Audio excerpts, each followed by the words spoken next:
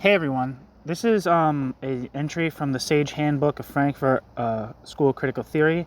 It's by Dirk Braunstein. Dirk Braunstein is scientific assistant at the Institute for Social Research in Frankfurt, where Dirk Braunstein is researching the work and teachings of Adorno.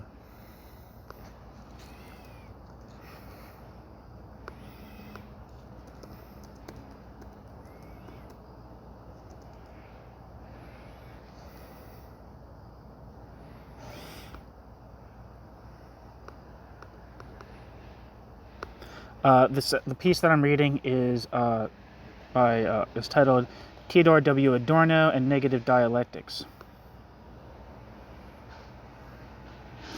Theodor Ludwig Wiesengrund was born in Frankfurt am Main on the 11th of September 1903. Adorno was the only child of assimilated Jewish wine merchant Oskar Alexander Wiesengrund, who lived from 1870 to 1946, and the Catholic singer Maria, born Calvelli Adorno, 1865 to 1952.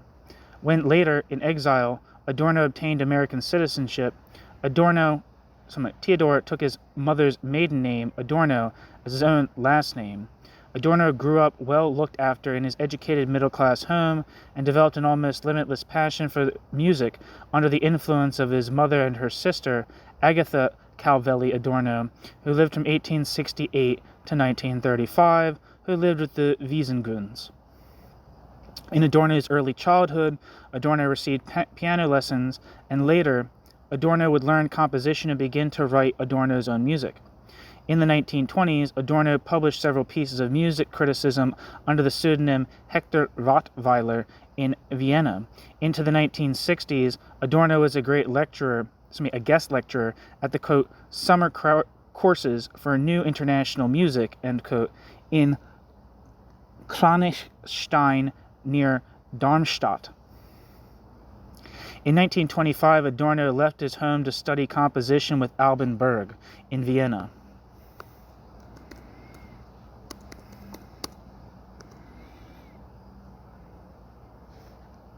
Or Alban Berg in Vienna.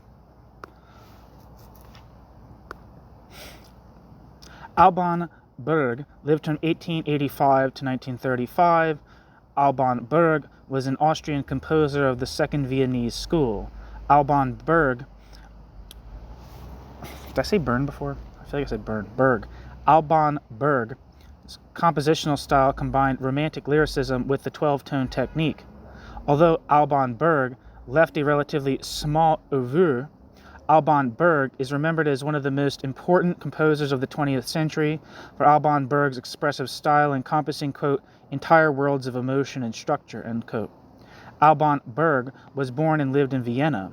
Alban Berg began to compose at the age of 15.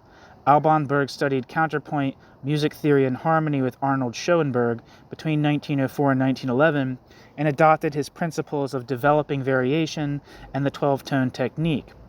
Alban Berg's major works include the operas Varzek, 1924, Lulu, 1935, finished posthumously, the chamber pieces Lyric Suite and Chamber Concerto, as well as Violin Concerto.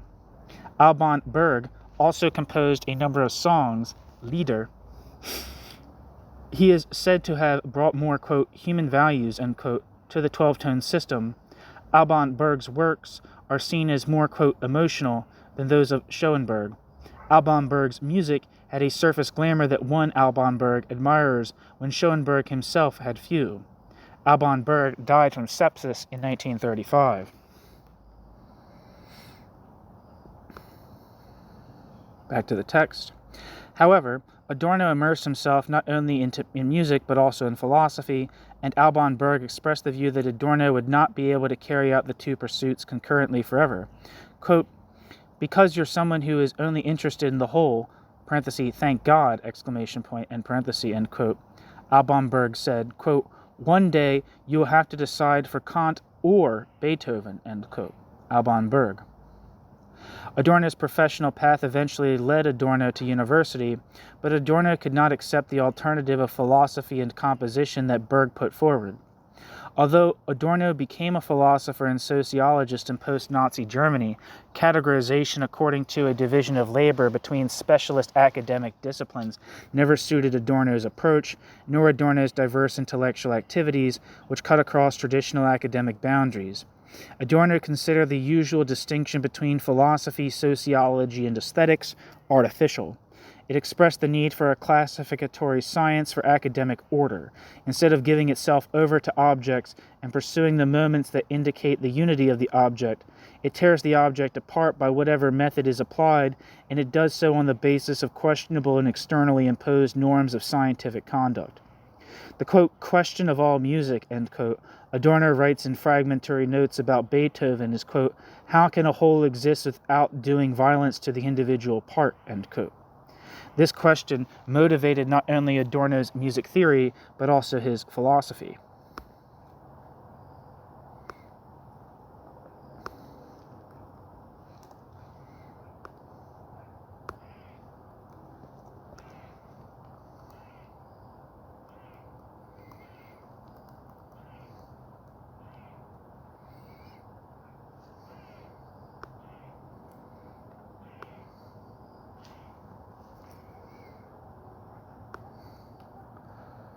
According to Adorno, the objective historical development of society tends towards a total system which imposes itself on people objectively as a force that is independent of and indifferent to people, and which reproduces itself through violence towards people.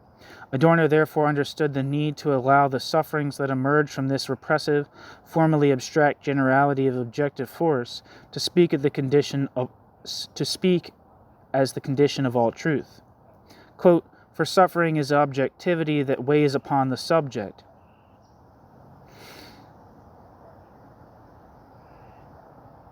Its most subjective experience, its expression, is objectively conveyed, end quote.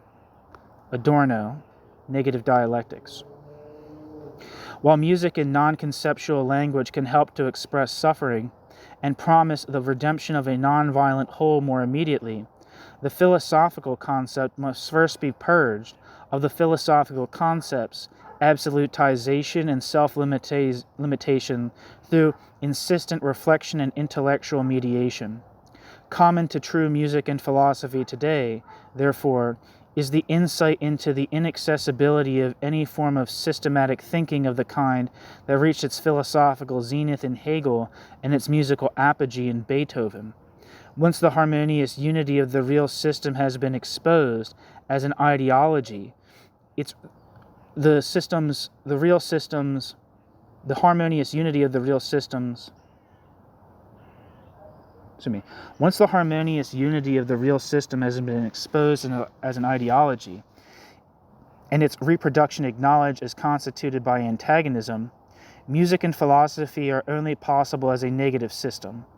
Just as Adorno already called the Marxian system of the critique of political economy a, quote, negative or critical system, end quote, truth can no longer be achieved as a self-enclosed whole, but only as a, quote, anti-system, end quote, oriented towards openness, which does not acquire its binding character from the stringency of the systematic, but rather from thinking in and through historically concrete constellations. Quote, the world is systematized horror, but therefore it is to do the world too much honor to think of the world entirely as a system, for the world's unifying principle is division, and it reconciles by asserting unimpaired the irreconcilability of the general and the particular. Its essence is abomination, but its appearance, the lie of virtue of which it persists, is a stand-in for truth, end quote. Adorno, Minima Moralia. This way of doing philosophy goes back to Adorno's youth. As a 14-year-old, he read Kant's Critique of Pure Reason together with Siegfried Kracauer, who lived from 1889 to 1966. A highly formative experience, as Adorno himself much later testified, quote, I do not exaggerate in the least when I say that I owe to this reading more than to my academic teachers, end quote. Adorno. Under Krakauer's guidance, Adorno learned to read the work of Kant not just in a specialized philosophical way as theory of knowledge, but as, quote, a kind of coded writing out of which the historical conditions of the spirit could be read, end quote. Adorno. Krakauer encouraged Adorno not to let himself be impressed by the unity and systematic univocality of the philosophical text, but rather to seek, quote, the play of forces working together under the surface of every closed doctrine, end quote. Quote, Krakauer enabled me to see the critique of reason not just as a system of transcendental idealism. Rather, Krakauer showed me how objective ontological and subjective idealistic moments battle within it. The critique of reason. How the most eloquent passages in the critique of pure reason are its wounds that the conflict in the doctrine left behind. Under a certain aspect, the fractures in a philosophy are essential because of the continuity of the context of meaning, which most people emphasize on their own initiative, end quote. Adorno. According to Adorno, philosophy is, after Hegel's definition, quote, philosophy's own time captured in thought, end quote. Therefore, the current state of the world can be reflected in historical consciousness.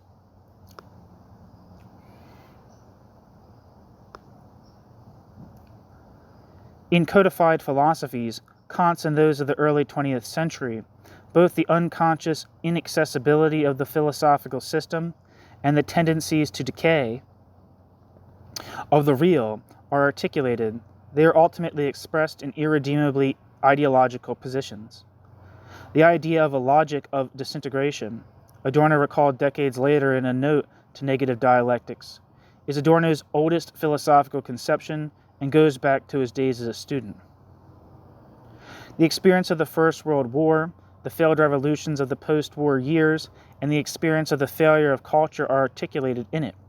Suitably impressed by Walter Benjamin's theses on the philosophy of history, in the early 1940s, Adorno discussed Benjamin's theses on the philosophy of history in a letter to Max Horkheimer, who lived from 1895 to 1973.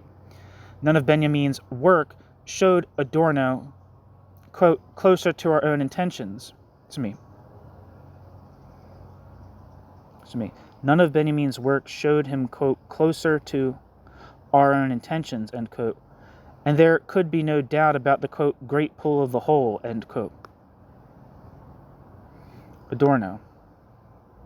Adorno makes Benjamin's position on culture that, quote, there is no document of civilization which is not at the same time a document of barbarism, end quote, Adorno's own.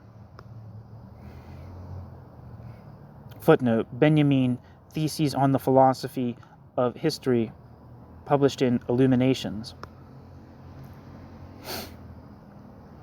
End footnote. Benjamin's idea of culture as barbarism coincides almost literally with one of the last formulations of an essay of Adorno's about the cultural pessimist Oswald Spengler, who from on high both longed for and defamed the decline of the West.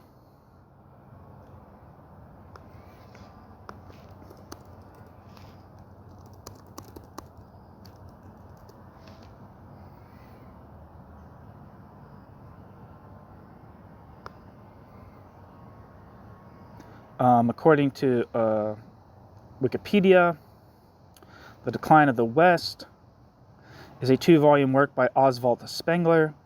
The first volume, subtitled Form and Actuality, was published in the summer of 1918. The second volume, subtitled Perspectives of World History, was published in 1922. The definitive edition of both volumes was published in 1923. Spengler introduced his book as a, quote, Copernican overturning, end quote, a specific metaphor of societal collapse, involving the direct rejection of the Eurocentric view of history, especially the division of history into the linear, quote, ancient, medieval, modern, end quote, rubric. According to Oswald Spengler, the meaningful units for history are not epochs, but whole cultures which evolve as organisms. In Oswald Spengler's framework, the terms, quote, culture and, quote, civilization, end quote, were given non-standard definitions, and cultures are described as having lifespans of about 1,000 years of flourishing and 1,000 years of decline. To Spengler, the natural lifespan of these groupings was to start as a, quote, race, end quote, become a, quote, culture, end quote, as it flourished and produced new insights, and then becoming a, quote, civilization.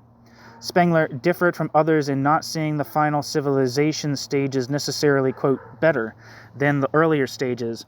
Rather, the military expansion and self-assured confidence that accompanied the beginning of such a phase was a sign that the civilization had arrogantly decided it had already understood the world and would stop creating bold new ideas, which would eventually lead to a decline.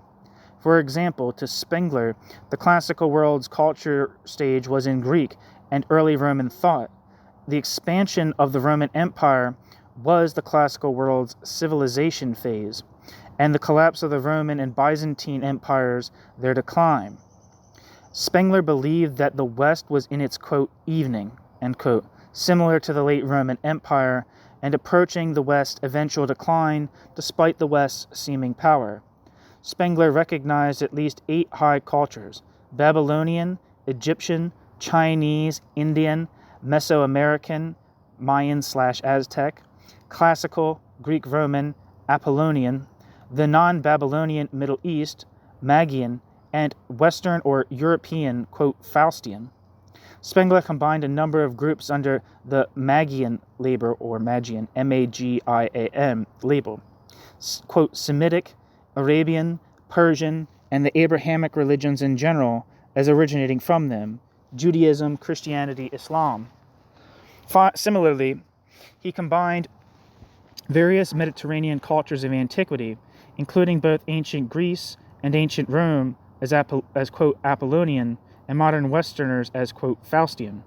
According to Spengler, the Western world was ending, and the final season, the, quote, winter, end quote, of Faustian civilization was being witnessed.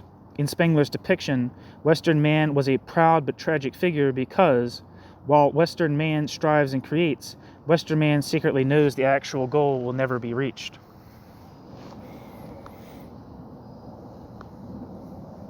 Back to the text. It is not sufficient, Adorno writes, to defame barbarism and rely on the health of culture. Quote, rather, the element of barbarism in culture must itself be penetrated.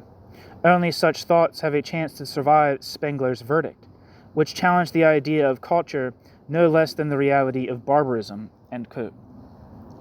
Compared to the fatal entanglement of culture and barbarism, according to Adorno, the refuge of the better is alone the termination of any allegiance to this life, this culture, its brutality and grandeur. Quote, the powerless, according to Spengler's command, cast aside by history and destroyed, incarnate negatively in the negativity of this culture, that which promises, however weakly, to break its diktat and put an end to the horrors of history. The only hope lies in their opposition. May fate and power not have the last word. Against the decline of the West stands not culture resurrected, but the utopia that resides decisively within the image of what declines, questioning wordlessly, end quote. Adorno.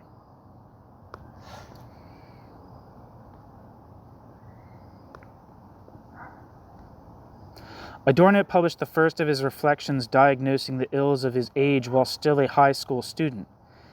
In the, quote, Frankfurt School newspaper, for example, which Adorno co-edited, he wrote an essay in 1919 on the psychology of the relationship between teachers and students, and analyzed this in view of the, quote, will to renewal, which has an effect in our time in all forms, in the most extreme phenomena, end quote, and, quote, seeks the basics in the need of the present, and finds ultimate questions behind every slogan, end quote.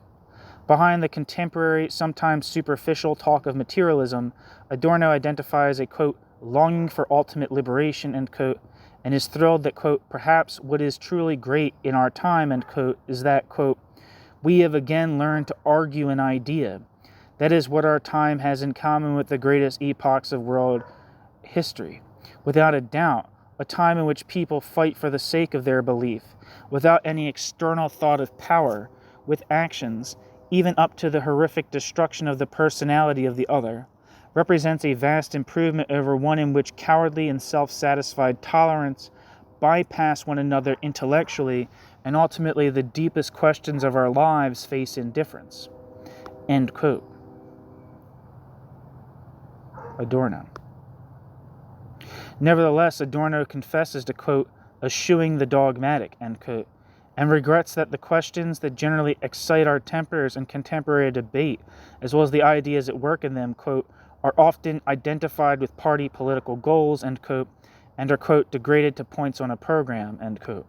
Adorno.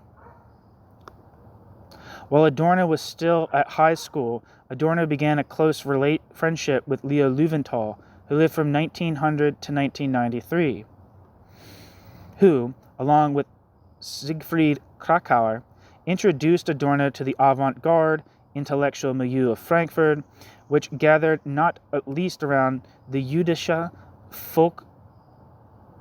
Volkshochschule, founded in 1920, later the Freies Jüdisches Lehrhaus, as well as the Institute for Social Research, founded in 1923.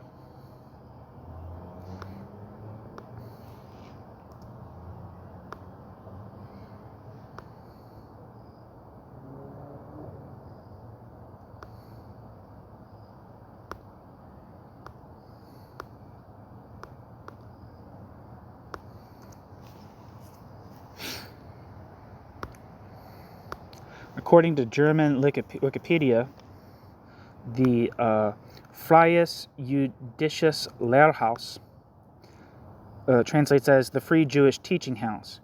The Free Jewish Teaching House was a Jewish institution for adult education. The Free Jewish Teaching House dates back to the Jewish Adult Education Center in Frankfurt am Main, founded in 1920. The first director of this institution was Franz Rosenzweig, who, like many of his Jewish contemporaries, was looking for community-building elements for European Jews. Unlike Zionism, Rosenzweig saw Jewish culture and not a separate state as the decisive factor. This view formed the basic idea of the Free Jewish Teaching House.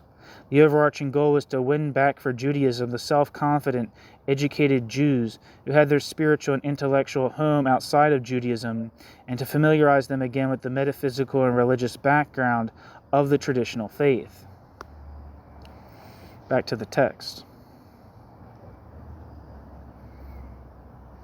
The three friends flirted with the slogan of the 1920s, quote, transcendental homelessness, end quote, which they appropriated from Georg Lukács's Theory of the Novel, published in 1916.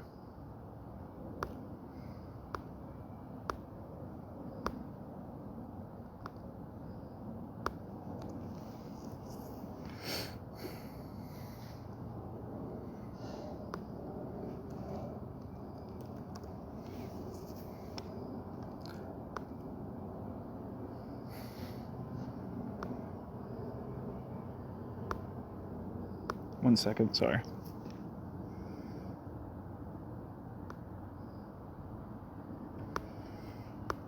The Theory of the Novel, a historical philosophical essay on the forms of great epic poetry, is a literary theory study by Georg Lukács, who lived from 1885 to 1971. The Theory of the Novel was first published in 1916 in the Journal of Aesthetics and General Art Science. The Theory of the Novel is considered one of the most important contributions to the theory of the novel. Back to the text. The Theory of the Novel, Löwenthal would later recall, quote, was for us all a cult book. We knew Theory of the Novel almost by heart, end quote. Löwenthal.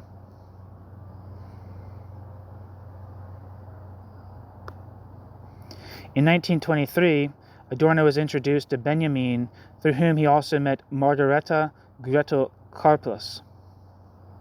who lived from 1902 to 1993, whom Adorno married in England in 1937. Goethe would make an immeasurable contribution not only to the genesis of Adorno's works, but also to the preservation of his estate.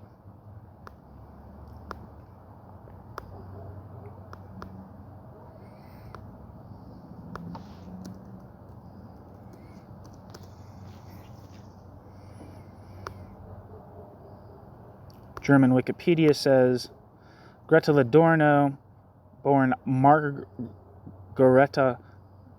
Karplus in Berlin on the 10th of June 1902, dying in 1993,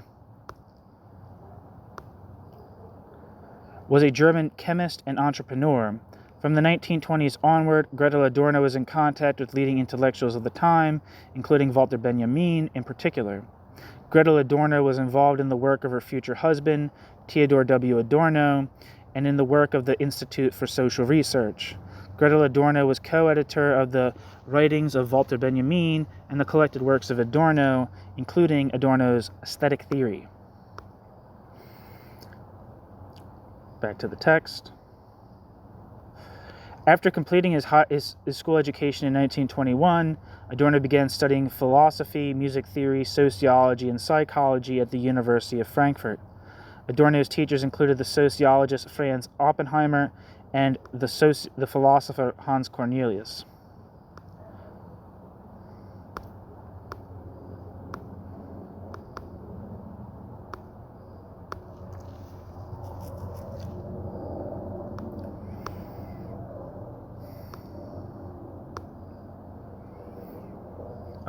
German Wikipedia says Franz Oppenheimer lived from 1864 to 1943.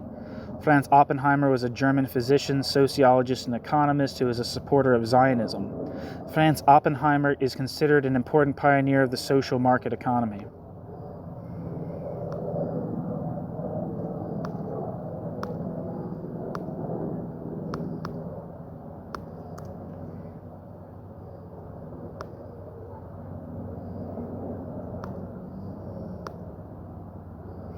Hans Cornelius lived from 1863 to 1947. Hans Cornelius was a German philosopher, psychologist, and pedagogue. Hans Cornelius was a professor at the University of Frankfurt am Main. Back to the text. In 1924, Hans Cornelius would examine Adorno's doctoral thesis, The Transcendence of the Reified Pneumatic in Husserl's Phenomenology. Adorno's attempt in 1927 to habilitate under Hans Cornelius with a study of the concept of the unconscious in the transcendental theory of the soul was, however, unsuccessful. Hans Cornelius found the study too light and advised Adorno to withdraw it. Hans Cornelius would finally habilitate after just over a year of intensive work on his study Kierkegaard, Construction of the Aesthetic.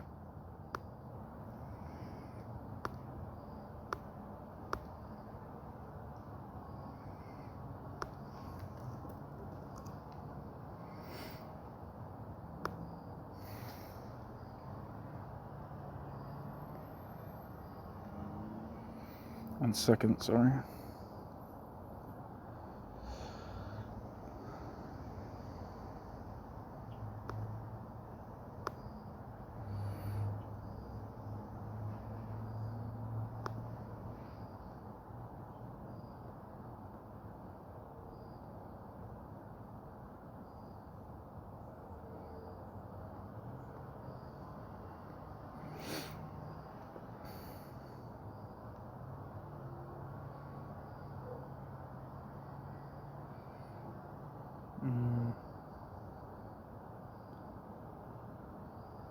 Where am I? Sorry, 1 second.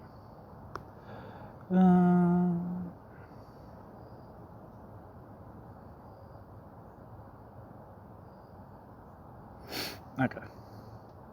Sorry. I was seeing if there's anything for this Kierkegaard piece, but I'm not seeing anything for this piece.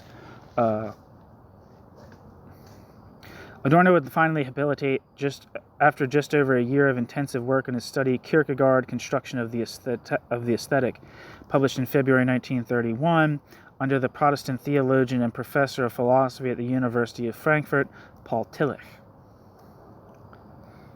I think Paul Tillich was like a liberal theologian. The young Privatdozent Wiesengrund's teaching activity, following his inaugural lecture on the actuality of philosophy, did not last long. After the Nazis took power in January 1933, the Institute for Social Research was first searched on 13th of March 1933 by the police, then, on the orders of the secret state police, Gestapo, closed from May 26 based on a law on the confiscation of communist assets.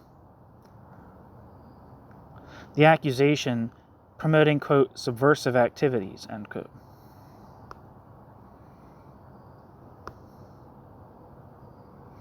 Adorno, who at that time was not a permanent employee of the Institute, known pejoratively as the Castle of Marx and by sympathizers as Café Marx, and who was also not politically active, could no longer give the lectures he had planned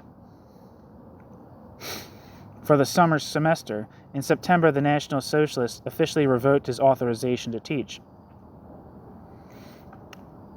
In April 1934, Adorno moved to London, and in June, with the help of the Academic Assistance Council, he enrolled as an advanced student in philosophy at Merton College, Oxford. As far as the precarious circumstances of exile, worries about friends and family in Germany and uncertainty about his own future would allow, Adorno began to study Husserl's phenomenology intensively. In view of the context in which he studied academic philosophy in England, Adorno would later say of his Husserl studies, quote, "Here nobody understands them," end quote. At the same time, Adorno assured Horkheimer, quote, "I'm not getting myself into any academic shenanigans, as you have apparently suspected me to do.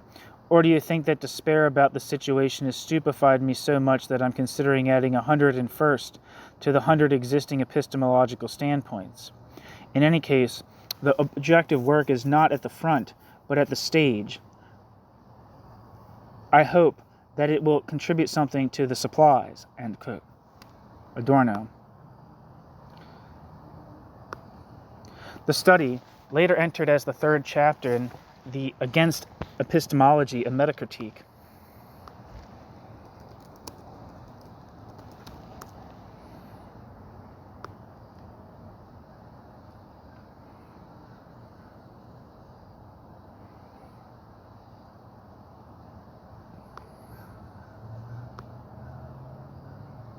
was at first to be titled the, quote, "Phenomenological Antinomies, Prolegomena to Dialectical Epistemology," end quote, and would attempt to, quote, "push the inherent contradictions of the phenomenology up to the point of self-dissolution, thus, as it were, to thoroughly dialecticize the least dialectical of all philosophies, and nevertheless the most advanced bourgeois epistemology," end quote. Adorno.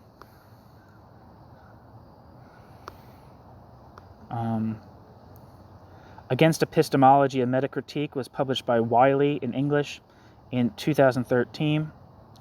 And the description says, "This classic book by Theodor W. Adorno anticipates many of the themes that have since become common in contemporary philosophy: the critique of foundationalism, the illusions of idealism, and the end of epistemology. Against Epistemology also foreshadows many of the key ideas that were developed by Adorno in his most important philosophical works, including negative dialectics. Against Epistemology is based on a manuscript Adorno originally wrote in Oxford in 1934-37, during Adorno's first years in exile, and subsequently reworked in Frankfurt in 1955-56. Against Epistemology was written as a critique of Husserl's phenomenology, but the critique of phenomenology is used as the occasion for a much broader critique of epistemology. Adorno describes this as a metacritique, which blends together the analysis of Husserl's phenomenology as the most advanced instance of the decay of bourgeois idealism, with an imminent critique of the tensions and contradictions internal to Husserl's thought. The result is a powerful text which remains one of the most devastating critiques of Husserl's work ever written, and which heralded many of the ideas that have become commonplace in contemporary philosophy. Back to the text. For all the relevance Adorno ascribed to the Husserl studies, Adorno saw them above all as a preparatory work for a future project that Adorno wanted to tackle with Horkheimer. Meanwhile, Adorno hoped that the studies would be, quote, of benefit as a real prolegomena to our actual and common theoretical task, namely the dialectical logic, end quote. Adorno. The idea of collaborating on a book about dialectical logic is first mentioned in a letter of Adorno to Horkheimer in November 1934. Adorno described the Husserl studies as, quote, a kind of critical dialectic prelude to a materialistic logic, end quote, and noted that, quote, the work thus stands in the closest connection with your own, end quote. Adorno. Adorno declared, quote, it is a very exciting task to strike the sparks of historical concretion out of philosophy just where it is at its most abstract, and of course it is a kind of test of the applicability of the dialectical materialist method, one that seems to me so far to succeed, end quote. Adorno.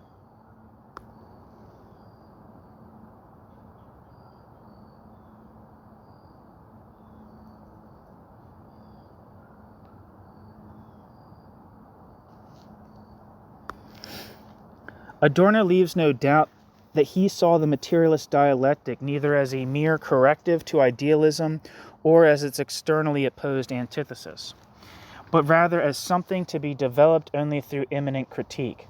The transition to the materialist dialectic consisted for Adorno only in the critical self-reflection on idealist philosophy, so that... Excuse me 1 second.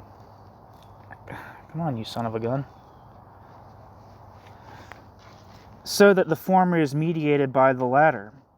Quote, I believe I am able to say so much in any case, that it is not enough, materialistically, to establish such and such structures in idealist thinking, unless to constitute, more or less, the plane of a materialist history of ideas, but that the problem can be solved only by entering into the substantive discussion and imminent resolution of idealist theses and developing the materialist theory in a binding way out of the criticism of idealism's errors,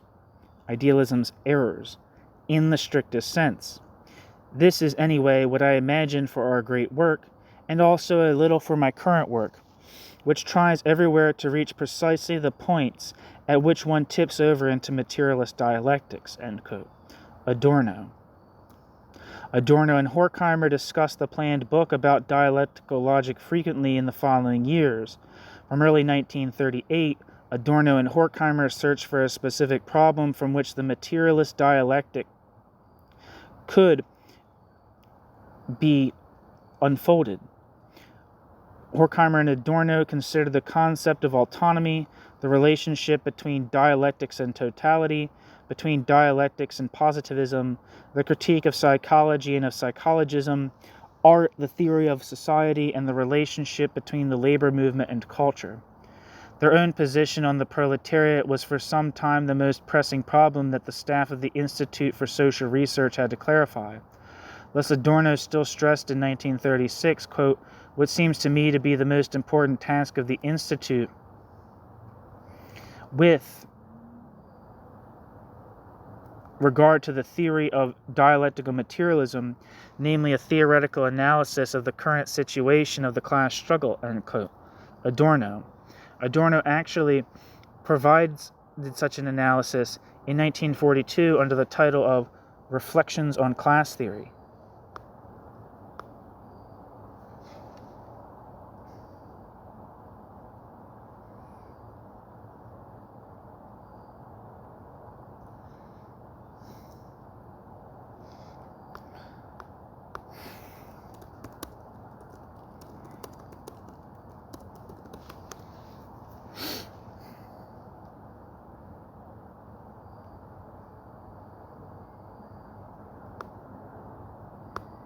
Back to the text.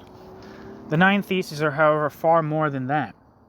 Adorno stated that the immense pressure of the rule would so dissociate the masses that the negative unity of oppression, through which workers in the 19th century first constituted themselves as a class, would be torn apart, and that class rule was accordingly preparing itself to survive the anonymous, objective form of the class.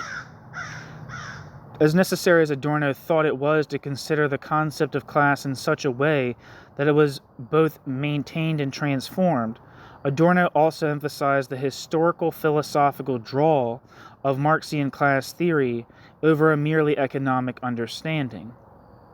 In his inaugural lecture of 1931 on, quote, the actuality of philosophy, Adorno stressed that, quote, the images of our life are still guaranteed through history alone, end quote. Adorno.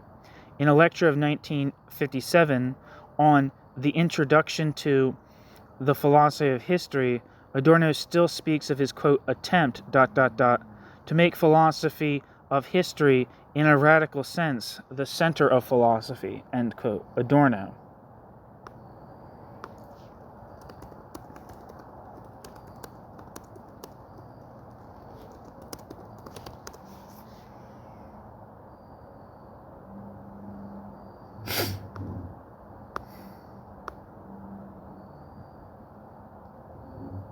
Accordingly, Adorno insists in the Reflections on Class Theory that even if the concept of class was bound up with the emergence of the proletariat, Marx's theory that all previous history is one of class struggle extends the concept of class into prehistory and is therefore itself directed against prehistory.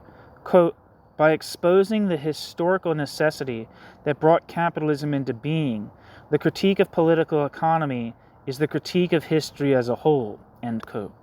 Adorno, Reflections on Class Theory, published in Can One Live After Auschwitz?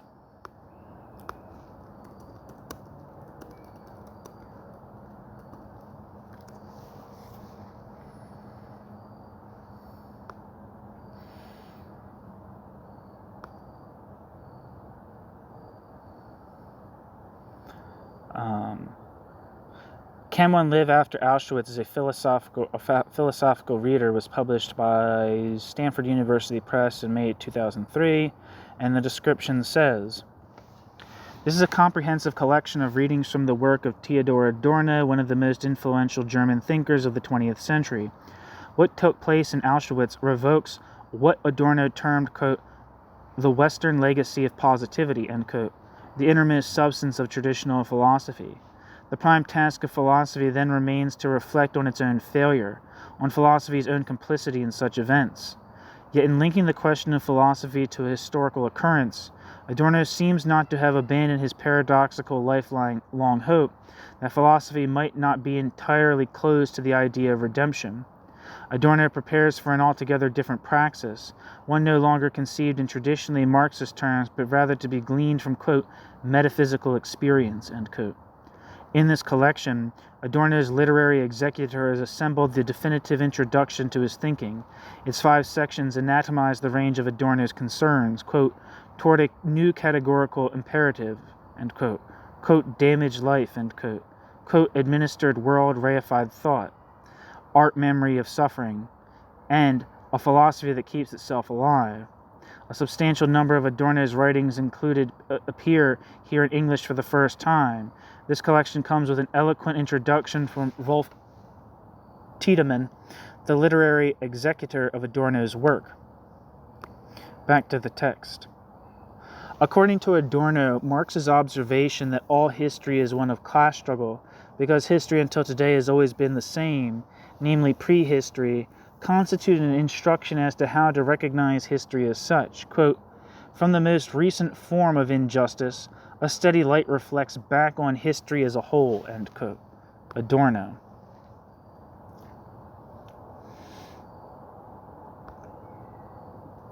With the increasing radicalization of anti-Semitism in Nazi Germany, however, the subject of a critical theory that takes seriously the idea of the temporal core of truth, a theory that Adorno takes over from Benjamin, also shifts. Adorno confessed in a letter from the summer of 1940, quote, gradually, and under the influence of the latest news from Germany, I am unable to free myself at all from thoughts of the fate of the Jews. Often it seems to me as if everything we were used to seeing from the point of view of the proletariat have been passed on today in terrible concentration to the Jews.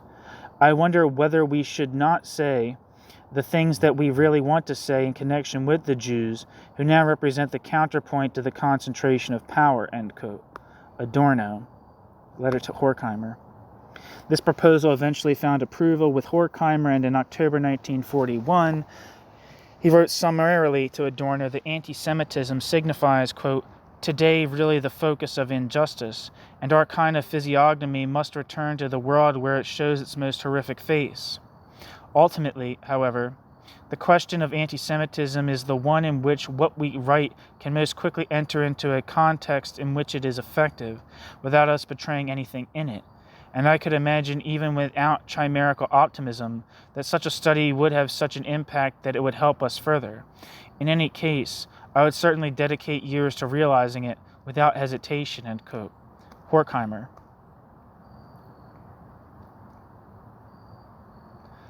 In fact, Adorno had dedicated himself since the late 1930s to comprehensively investigating and criticizing anti-Semitism. Adorno left Europe in 1938, relocating to New York City as an official employee of the exiled Institute of Social Research, and simultaneously taking up a position in the radio research project directed by Viennese sociologist Paul Lazarsfeld.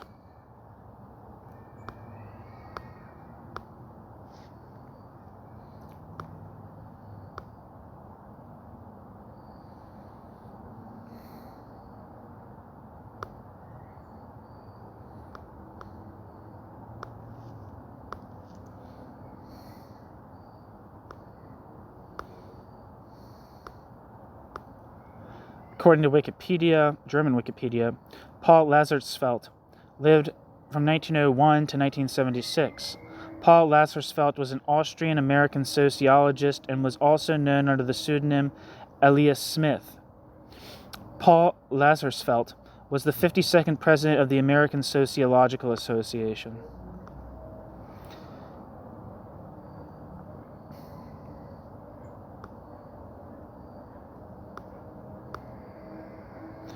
The Institute, partly in cooperation with the American Jewish Committee, then began to plan various research projects related to anti-Semitism with Adorno's considerable input.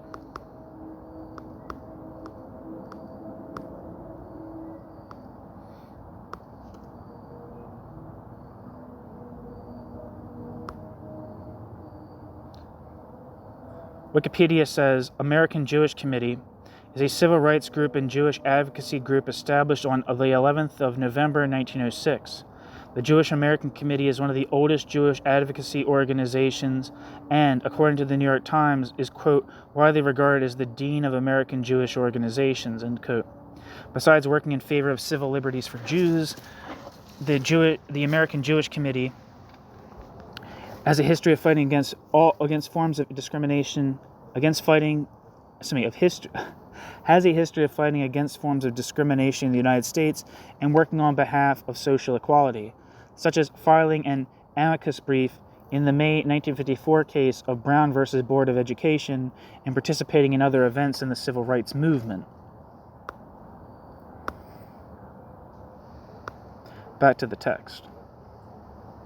During this period, Adorno and Horkheimer collaborated intellectually as well as maintaining a close personal friendship. Once Adorno and Horkheimer had agreed on anti-Semitism as the concrete starting point of their book on logic, both intensified their works on the common project, the results of which would finally be published in 1944 under the title Philosophical Fragments, and in 1947 as Dialectic of Enlightenment.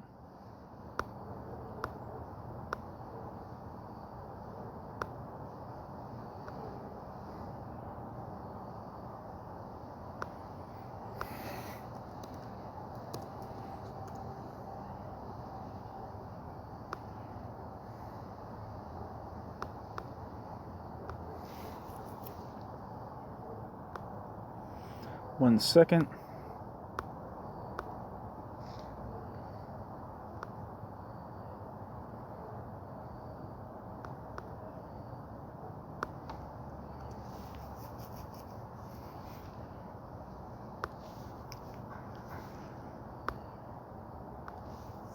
German Wikipedia says, Dialectic of Enlightenment is a collection of essays by Max Horkheimer and Theodor W. Adorno from 1944, subtitled Philosophical Fragments, and is considered one of the fundamental and most widely received works of the critical theory of the Frankfurt School. In view of the triumph of fascism and monopoly capitalism as new forms of rule to which society offered no effective resistance, the author subjected the Enlightenment concept of reason to a radical critique. They formulated the thesis that already at the beginning of human history, with the self-assertion of the subject in the face of a threatening nature, an instrumental reason had prevailed, which consolidated itself as rule over external and internal nature, and finally in the institutionalized rule of people over people. Based on this, quote, domination character, end quote, of reason, Horkheimer and Adorno observed a resurgence of mythology, the, quote, return of enlightened civilization to barbarism in reality, end quote, which manifests itself in different ways in contemporary society. This, quote, intertwining of myth and enlightenment, end quote, Habermas, did not set in motion a process of liberation, but rather a universal self-destruction of the Enlightenment. A central motive of the authors was to put a stop to this process through, quote, self-reflection, end quote, and self-criticism of the Enlightenment.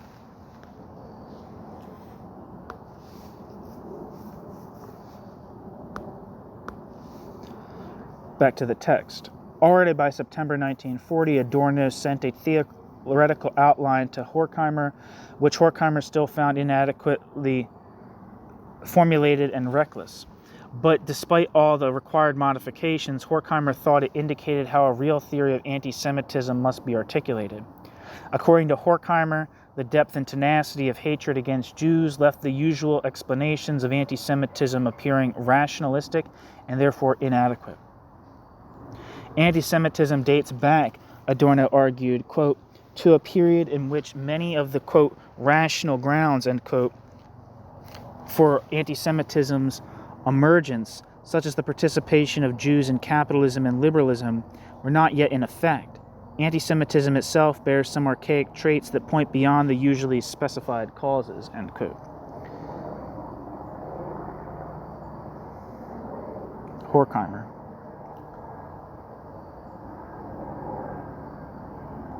Therefore, a, quote, sufficient theory of anti-Semitism that goes beyond the pluralism of individual, quote, reasons for hatred of the Jews, end quote, depends on the success of a prehistory of anti-Semitism, end quote. Horkheimer.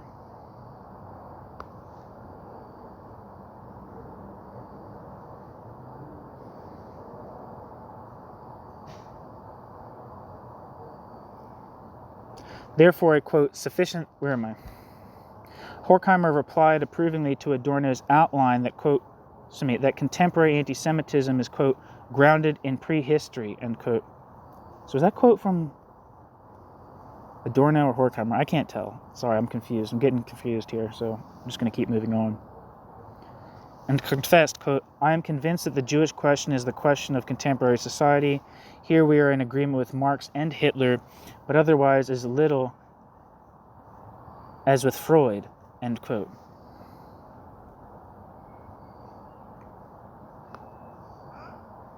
Adorno.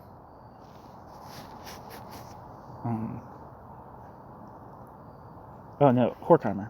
That's definitely Horkheimer. In March 1941, in a draft letter to Harold Lasky, Horkheimer once again stressed the special relevance of anti-Semitism not only for understanding contemporary society, but history as such. Quote, it appears to me as if the old instruments would no longer suffice, not even the treatise on the Jewish question.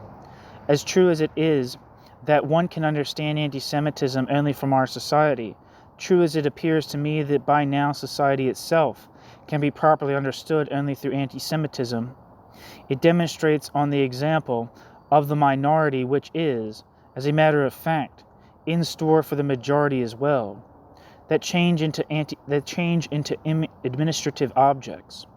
The reasons for anti-Semitism itself are probably much deeper historically than they are supposed to be.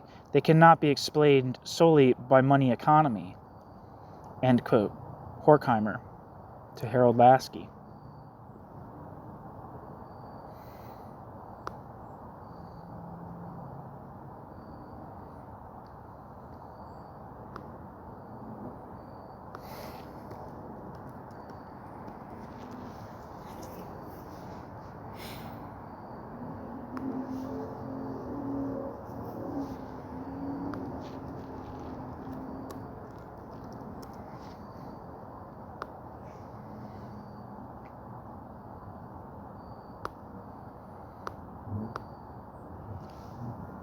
The idea of a prehistory of anti-Semitism takes up the idea of a theory of society based on a philosophy of history, which Adorno and Horkheimer now considered key to understanding current conditions.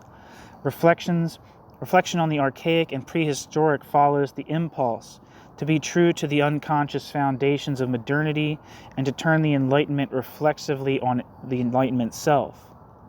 By comprehending what is simultaneously repressed through Enlightenment, as well as what continues to exist, every historical spell chained to barbaric prehistory was to be broken with the expressed aim of exploding the continuum of imminent history.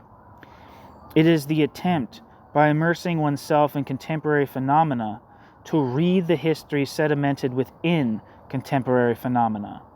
As Adorno later wrote in Negative Dialectics, quote, "Becoming aware of the constellation in which a thing stands is tantamount to deciphering the constellations which, having come to be, it bears within it," end quote.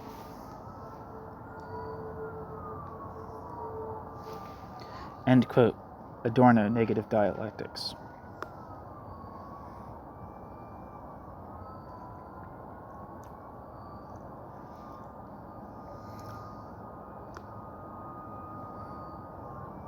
I'm sorry, I'm trying to get to Negative Dialectics here.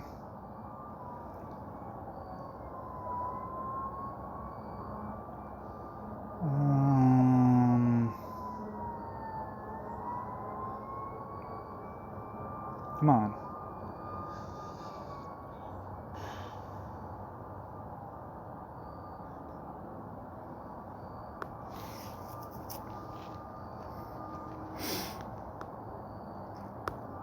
I also wanted to look up Harold Lasky, so I'm going to read that. My internet's slowing down, so I'll read the entry on Harold Lasky.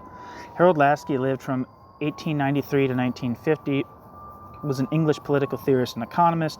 Harold Lasky was active in politics and served as the chairman of the British Labour Party from 1945 to 1946, and was a professor at the London School of Economics from 1926 to 1950. Harold Lasky first promoted pluralism by emphasizing the importance of local voluntary communities such as trade unions. After 1930, Harold Lasky began to emphasize the need for a workers' revolution, which he hinted might be violent. Harold Lasky's position angered labor leaders who promised a nonviolent democratic transformation. Harold Lasky's position on democracy threatening violence came under further attack from Prime Minister Winston Churchill in the 1945 election, and the Labour Party had to disavow Lasky, the Labour Party's own chairman. Harold Lasky was one of Britain's most influential intellectual spokesmen for Marxism in the interwar years. Citation needed. There was just a book published called The Reluctant Marxist or something like that, which is about Harold Lasky. In particular, Harold Lasky's teaching greatly inspired students, some of whom later became leaders of the newly independent nations in Asia and Africa. Harold Lasky was perhaps the most prominent intellectual in the Labour Party, especially for those on the far left who shared Harold Lasky's trust and hope in Joseph Stalin's Soviet Union. However, Harold Lasky was distrusted by the moderate Labour politicians who were in charge. Citation needed. Such as Prime Minister Clement Attlee, and Harold Lasky was never given a major government position or a peerage. Born to a Jewish family, Harold Lasky was also a supporter of Zionism and supported the creation of a Jewish state.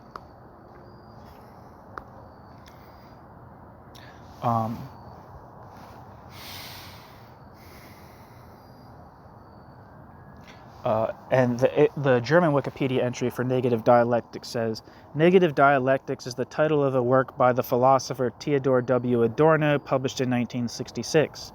At the same time, Negative Dialectics is a synonym for Adorno's philosophy, as Negative Dialectics can be understood as the program of this philosophy.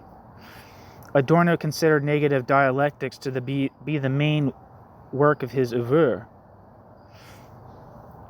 with which Adorno continued the project of a, quote, dialectical logic, end quote, developed together with Max Horkheimer in the 1930s.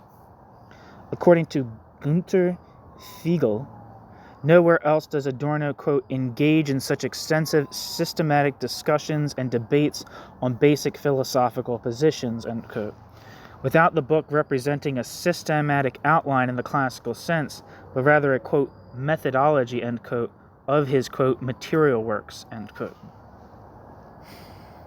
Gunter Fiegel, who I guess is somewhat important in relation to Adorno in the history of Adorno in Germany.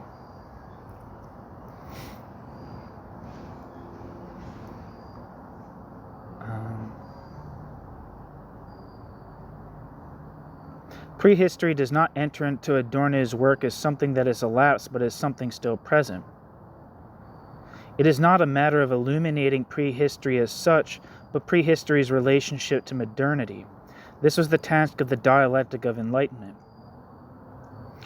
In it, every relationship of prehistory to modernity is elevated as the relationship of myth to enlightenment, and the authors intend to recognize, quote, why humankind, instead of entering into a truly human condition, is sinking into a new kind of barbarism, end quote. Horkheimer, Adorno, Dialectic of Enlightenment. To that end, Horkheimer and Adorno followed the process of civilization as one of the mastery of inner and outer nature to its historic beginnings, and the book's fragmentary considerations and digressions finally culminate in theses-like explanations of some elements of anti-Semitism. The theses, as is stressed in the preface, are developed in close cooperation with Löwenthal and are, quote, directly related to empirical research carried out by the Institute for Sozialforschung, end quote, applying to, quote, the actual reversion of enlightened civilization to barbarism, not merely the ideal, but the practical tendency of the self-destruction has always been characteristic of rationalism, and not only in the stage in which rationalism appears undisguised. In this sense, we offer the main lines of a philosophical prehistory of anti-Semitism. Its, quote, irrationalism, end quote, is deduced from the nature of the dominant ratio itself, and the world which corresponds to the dominant ratio's image, end quote. I guess ratio as in, like, referring to, like, reason, rationality. I don't know, that's my guess. Shortly after his return from American exile to Frankfurt in November 1949, Adorno published Minima Moralia.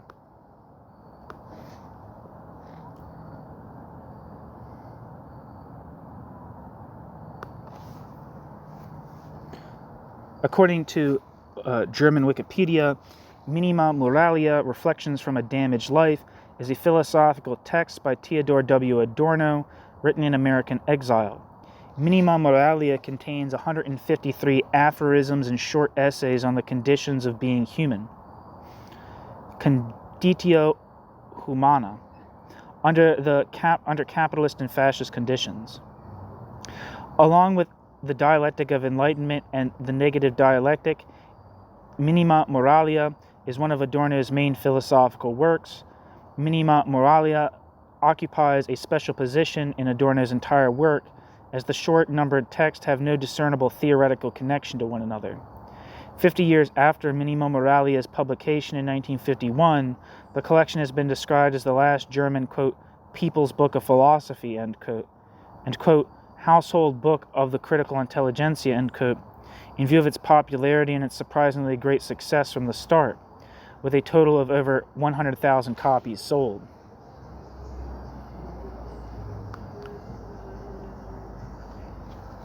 Back to the text. Adorno had completed the book when still in the United States and dedicated Minima Moralia to Max Horkheimer, quote, as thanks and promise, end quote. The, quote, reflections from damaged life, end quote, the subtitle, are expressly based on the, quote, narrowest private sphere, that of the intellectual in exile, end quote. Adorno, Minima Moralia.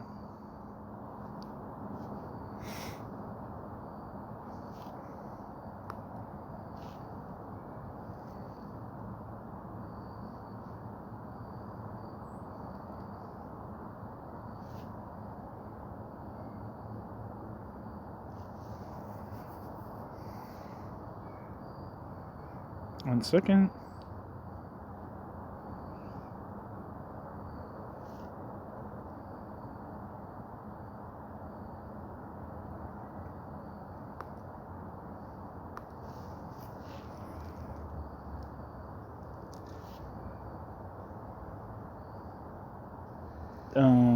Sorry, I'm looking for if there's anything for damaged life.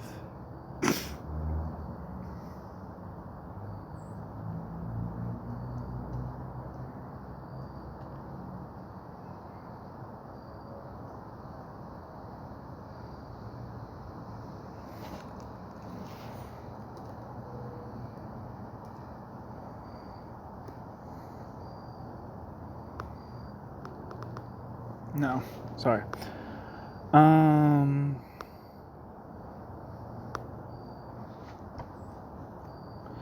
Adorno made no secret of what was questionable in the attempt, but Adorno believed that critical theory remained in the sphere of the individual, and not only with a bad conscience. Specifically, critical theory referred to the social substance of the individual. Social analysis could therefore take more from individual experience than the philosophical tradition recognized. According to Adorno, in relation to the totalitarian tendencies of those societies that retain some residues of bourgeois freedom, even as a bourgeois liberalism declined, something of the liberating social forces in the sphere of the individual had temporarily contracted. Quote, nevertheless, considerations which start from the subject remain false to the same extent that life has become appearance. For since the overwhelming objectivity of historical movement in its present phase consists so far only in the dissolution of the subject without yet giving rise to a new one, individual experience necessarily bases individual experience's self on the old subject, now historically condemned, which is still for itself, but no longer in itself. End quote. Adorno. Minima Moralia.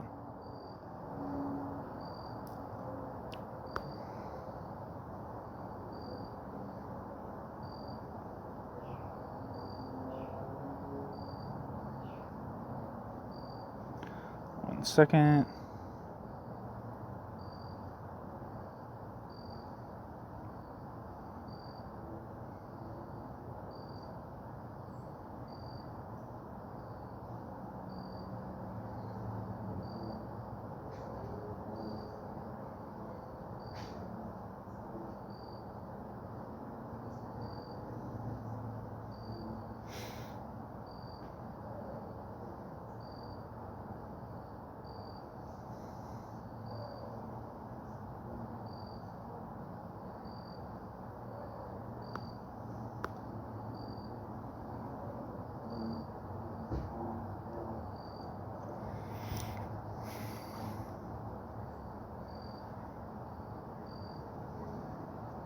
Sorry.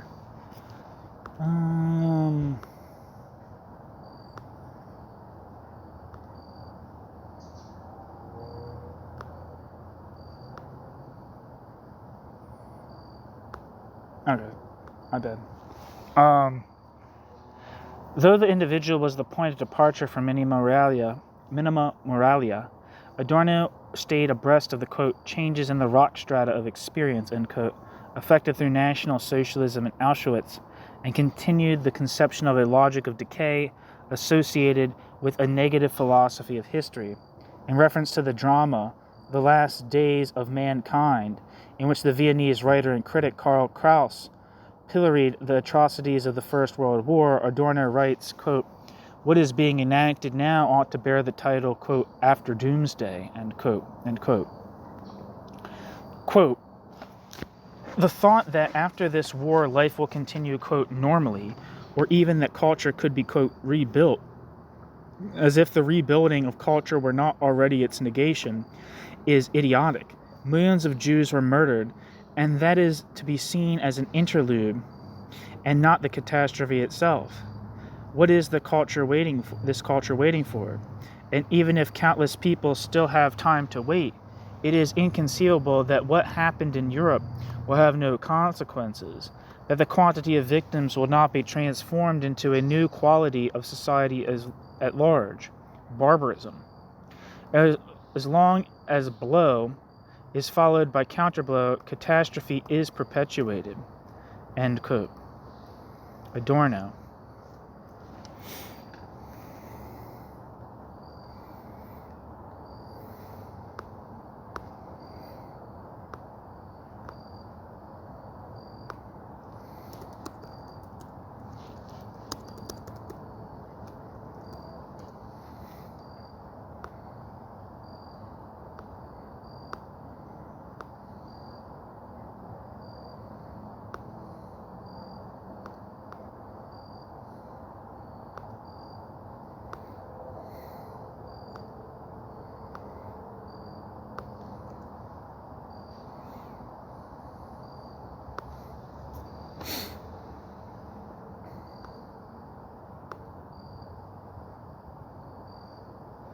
Wikipedia says The Last Days of Mankind is a satirical play by Karl Kraus. The Last Days of Mankind is considered one of the most important of Karl Kraus's works. One third of the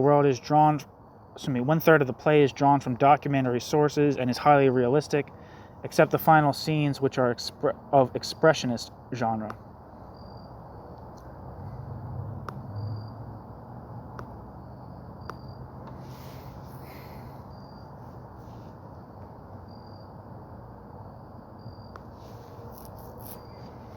German Wikipedia says of The Last Days of Mankind is a, quote, tragedy in 5 acts with prologue and epilogue, end quote, by Karl Kraus. The Last Days of Mankind was written between 1915 and 1922 as a reaction to the First World War, and 220 scenes, many of which are based on authentic contemporary sources. The inhumanity and absurdity of war are portrayed. The play is intended for a, quote, Mars Theater, end quote, and has never been performed in its entirety.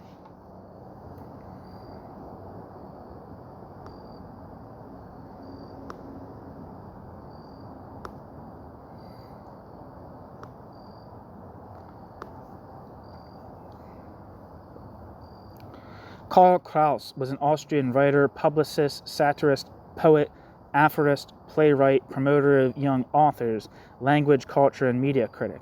Karl Kraus's main works include the satirical drama The Last Days of Humanity, published of 1918, and the magazine Die Fackel, which Karl Kraus published from 1899 to 1936. Karl Kraus achieved literary importance as one of the most important aphorists in the German language.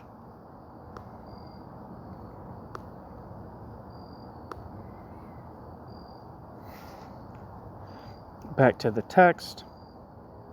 In negative dialectics, the reflection on the logic of decay of the individual and society, as well as the experience of the failure of culture, finally culminates in the presentation of the objective dilemma of the impossibility of cultural criticism itself. Quote, all post-Auschwitz culture, including its urgent critique, is garbage.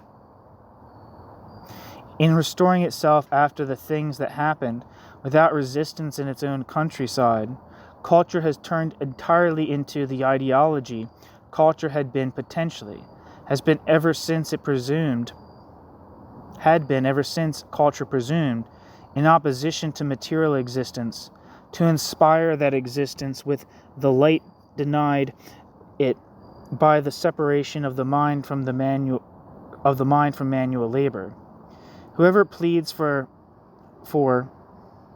the maintenance of this radically culpable and shabby culture becomes its accomplice, while the one who says no to culture directly furthers the barbarism which our culture showed itself to be.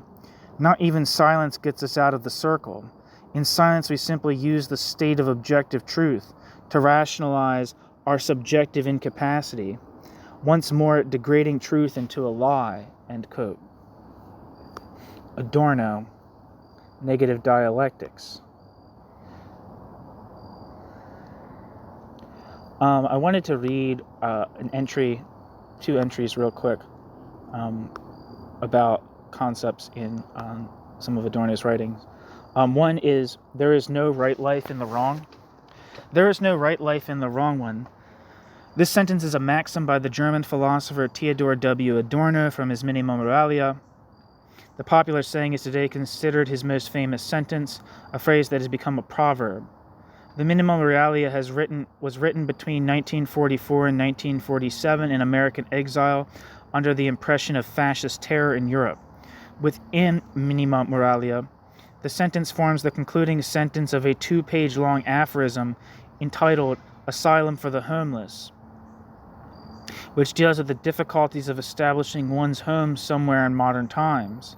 With this sentence, Adorno reinforces the difference between right and wrong, and the importance of not allowing one's sense of right to be taken away from oneself. In the first original version of the text, the sentence reads, quote, "It is no longer possible to live properly in private," end quote.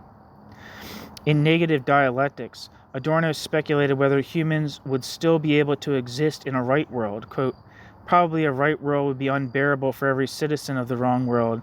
He would be too damaged for it," end quote. Adorno.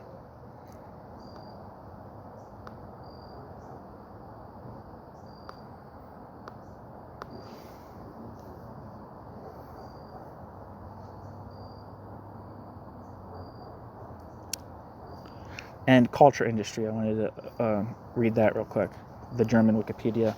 Culture industry, Enlightenment as Mass Deception, is a chapter from Dialectic of Enlightenment, a collection of essays by Max Horkheimer and Theodor W. Adorno from 1944. In this chapter, the authors analyze the changed production and function of culture in late capitalism. Quote, "Culture industry is a complex and not static term and defies a clear definition. Culture industry replaced the term, quote, mass culture, originally used by the authors. The term, quote, culture industry usually refers to the core theses of the chapter. All culture becomes a commodity.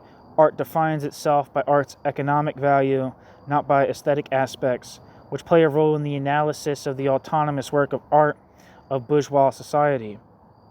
In this way, the aesthetic itself becomes a function of the commodity, in that it predetermines the images of advertising. By culture industry, the authors mean the social implications of cultural events and products. Adorno and Horkheimer describe the commodity form and the commodities form's ideology as the two essential aspects of capitalist socialization. The culture industry appears as a context of delusion that naturalizes social power relations. This, quote, social cement, end quote, as Erich Fromm called the ideology of the culture industry, acts as a means of domination and integration. This integration through the culture industry is also based on the observation that production always regulates consumption. And the administrative form of culture, which forces intellectuals in particular to produce knowledge that is subject to a utility relationship, characterizes the culture industry as domination from above.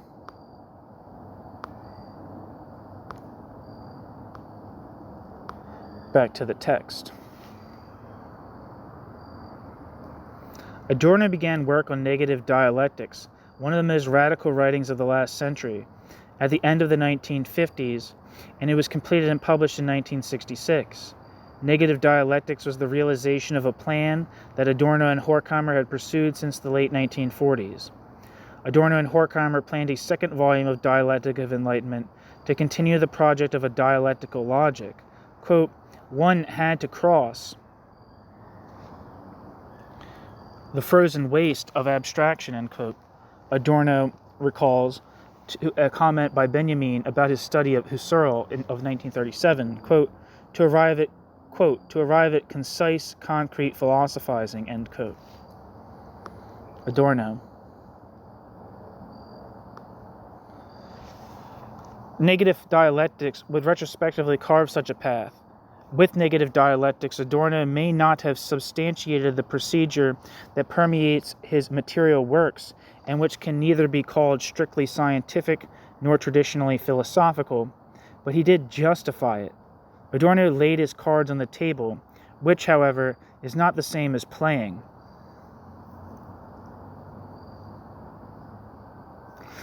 If he did not want to acknowledge the usual distinction between method and objectivity, Adorno's opposition to the intellectual division of labor had to reflect this, or ignore it.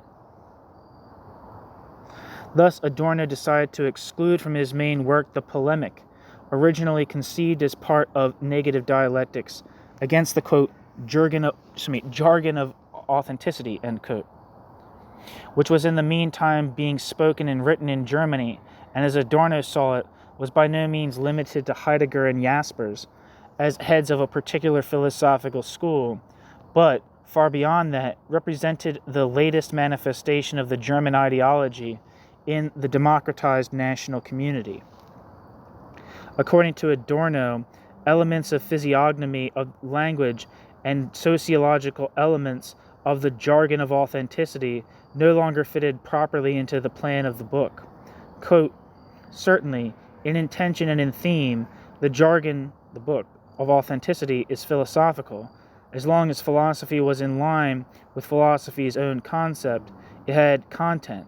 However, in retreating to philosophy's ideal of pure concept, philosophy cancels itself out.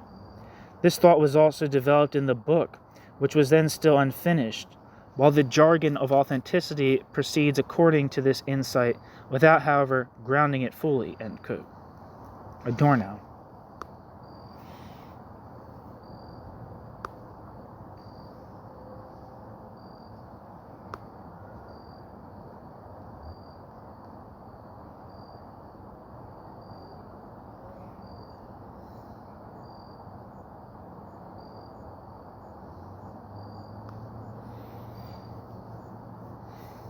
German Wikipedia on jargon of authenticity says, Jargon of Authenticity on German Ideology is a work critical of ideology by Theodor W. Adorno, which was published by Surkamp Verlag in 1964.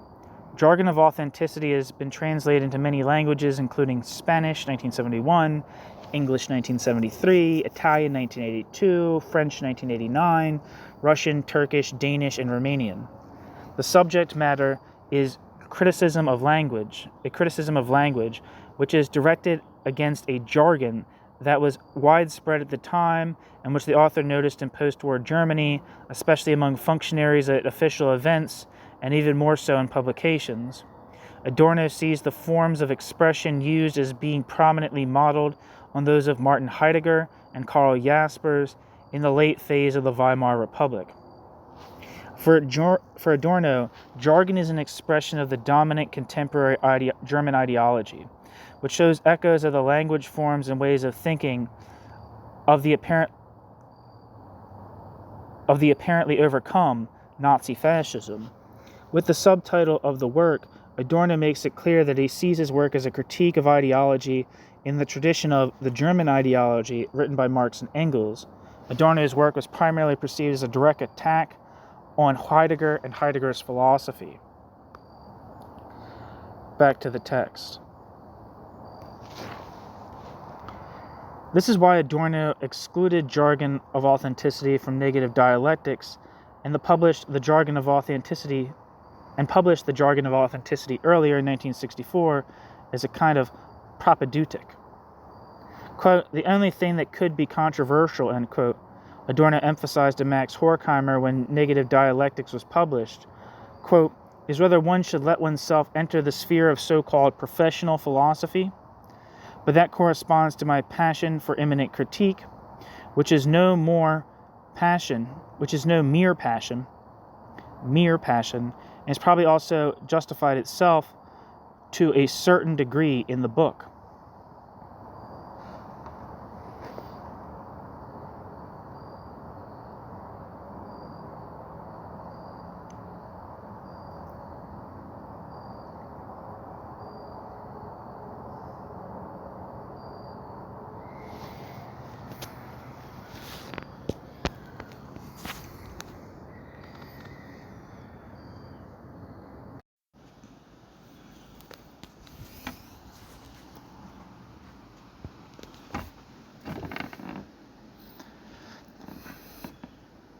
The work on negative dialectics can be followed in Adorno's university lectures, as well as those on negative dialectics, 1965 to 66, the lectures on ontology and dialectics, 1960 to 61, On the Doctrine of History and Freedom, 1964 to 65, and Metaphysics, Concept and Problems, 1965, borrowed from the notes on his philosophical magnum opus.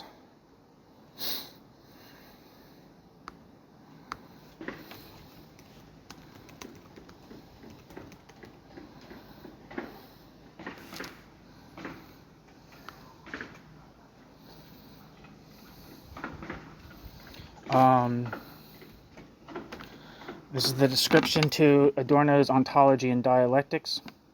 Adorno's lectures on ontology and dialectics from 1960 to 61 comprise Adorno's most sustained and systematic analysis of Heidegger's philosophy. They also represent a continuation of a project that Adorno shared with Walter Benjamin, quote, to demolish Heidegger, end quote. Following the publication of the latter's magnum opus, Being in Time, and long before his notorious endorsement of Nazism at Freiburg University, both Adorno and Benjamin had already rejected Heidegger's fundamental ontology. After his return to Germany from his exile in the United States, Adorno became Heidegger's principal intellectual adversary, engaging more intensively with his work than with that of any other contemporary philosopher. Adorno regarded Heidegger as an extremely limited thinker, and for that reason all the more dangerous. In these lectures, Adorno highlights Heidegger's increasing fixation with the concept of ontology to show that the doctrine of being can only truly be understood through a process of dialectical thinking. Rather than exploiting overt political denunciation, Adorno deftly highlights the connections between Heidegger's philosophy and his political views, and in doing so, offers an alternative plea for enlightenment and rationality. These seminal lectures, in which Adorno dissects the thought of one of the most influential 20th century philosophers, will appeal to students and scholars in philosophy and critical theory and throughout the humanities and social sciences.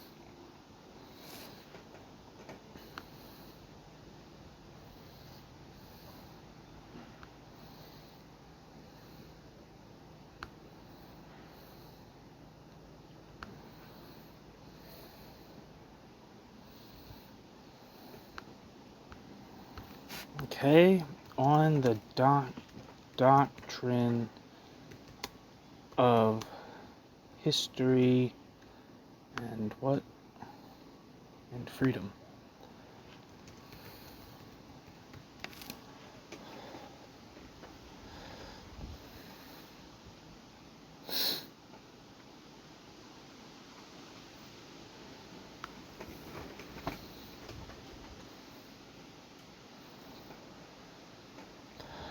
This is the description for History and Freedom, lectures 1964 to 65. Despite all of humanity's failures, futile efforts, and wrong turnings in the past, Adorno did not let himself be persuaded that we are doomed to suffer a bleak future forever.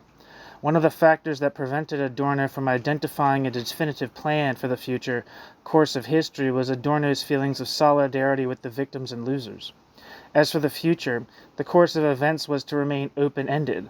Instead of finality, Adorno remained committed to a Hölderlin-like openness. This trace of the messianic has what Adorno called the color of the concrete as opposed to mere abstract possibility. Early in the 1960s, Adorno gave 4 courses of lectures on the road leading to negative dialectics, Adorno's magnum opus of 1966. The second of these was concerned with the topics of history and freedom. In terms of content, these lectures represented an early version of the chapters in negative dialectics devoted to Kant and Hegel. In formal terms, these were improvised lectures that permit us to glimpse a philosophical work in progress. The text published here gives us an overview of all the themes and motifs of Adorno's philosophy of history, the key notion of the domination of nature, Adorno's criticism of the existentialist concept of a historicity without history, and finally, Adorno's opposition to the traditional idea of truth as something permanent, unchanging, and ahistorical.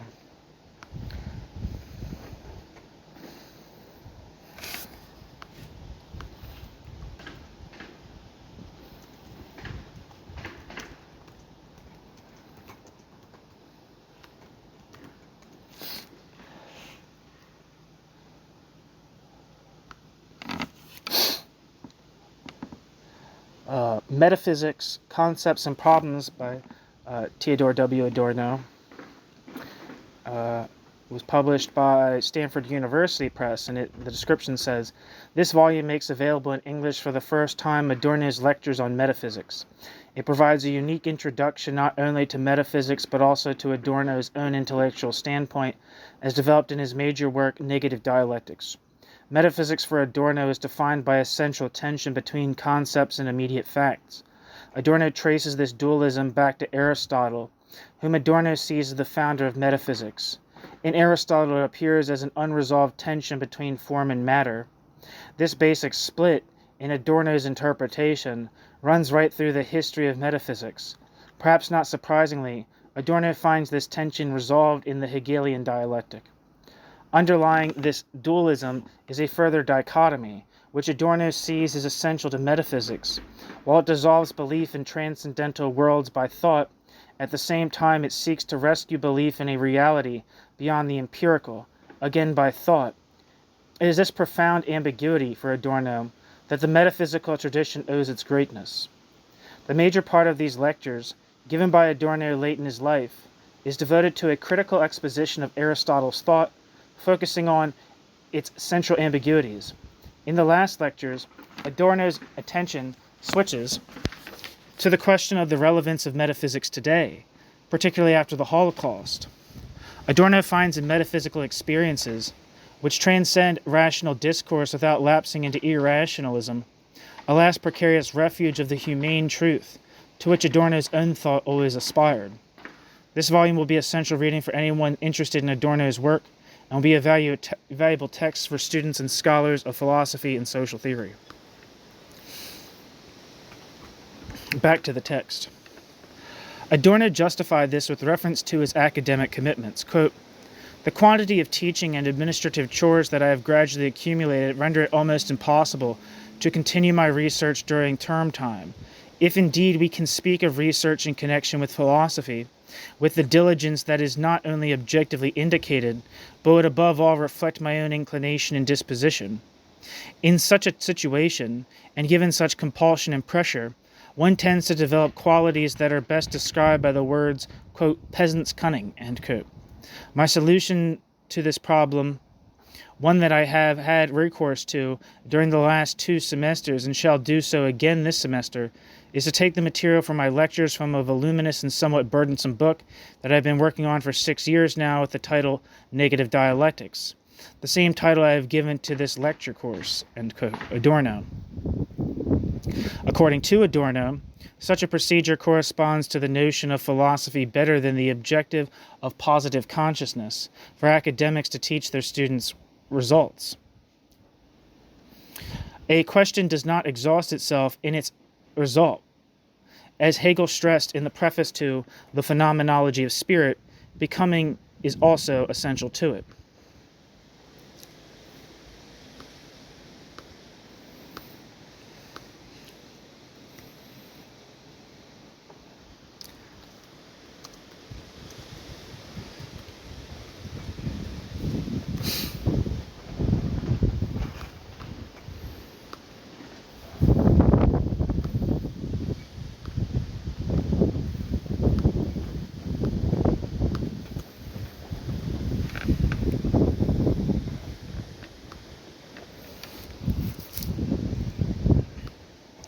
According to German Wikipedia, Philosophy of Spirit is the first major work of the philosopher Georg Wilhelm Friedrich Hegel, published in 1807. Phenomenology of Spirit represents the first part of Hegel's system of science. The, quote, phenomenology was to be followed by a presentation of the, quote, real sciences, the, quote, philosophy of nature, and that of the, quote, spirit. In this science of the manifestations of the spirit, Hegel develops the rise of the spirit from simple, naive perception through consciousness, self-awareness, reason, spirit and history, revelation, and finally to the absolute knowledge of the world's spirit. In doing so, Hegel examines the development of science as a unity of content and method, and the manifestations of the spirit as the realization of ourself, as a unity of being and nothingness, and as an absolute whole. The locus of truth is the concept in the scientific system, not intuition. The knowledge of truth lies in the insight that the opposition between subject and object is dialectically resolved at a higher level. Since one cannot exist without the other, both therefore form a unity. The phenomenology of spirit deals with fundamental questions of epistemology, as well as ethics and the philosophy of history.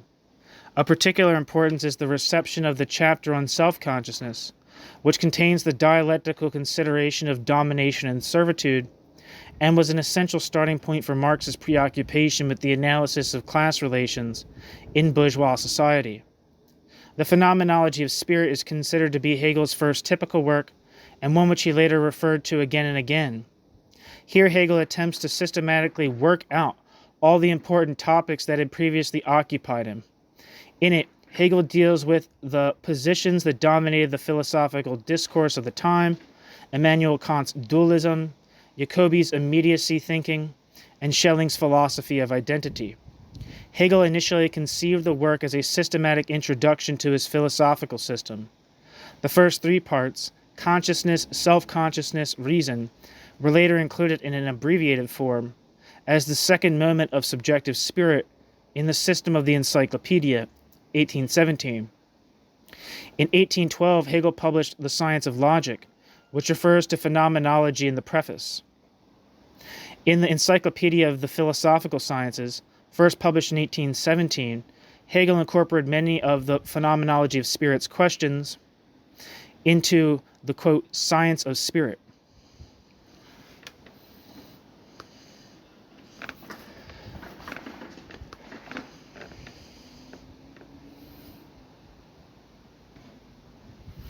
Back to the text. Adorno insists, therefore, quote, that philosophical thinking is an element of the tentative, experimental, and inconclusive, and this is what distinguishes philosophical thinking from the positive sciences, end quote. Adorno. Philosophical cognition contains a moment of play as a corrective against the total rule of method. A moment of uncertainty and therefore also of possible failure is proper to philosophical cognition, which imposes on philosophical cognition a permanent self-reflection, that it does not tip over into ideology, admittedly without ever being fully immune to ideology. Therefore, Adorno would encourage his students, quote, to think your own way through what I have to say to you, and to assemble your own ideas on the subject matter, rather than for me to transmit definite knowledge for you to take home with you, end quote. Adorno. The term, quote, negative dialectics itself gives pause for thought. If dialectics is always sought to create a positive via the medium of negative thought, then it violates the philosophical tradition that has been handed down.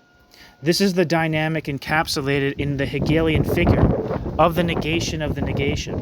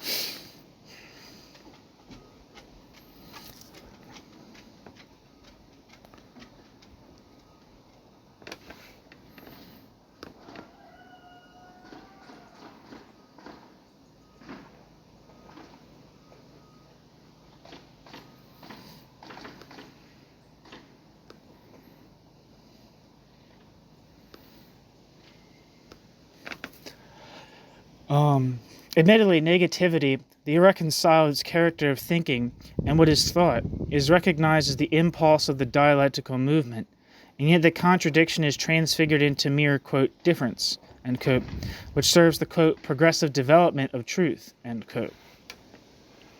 Adorno. Hegel.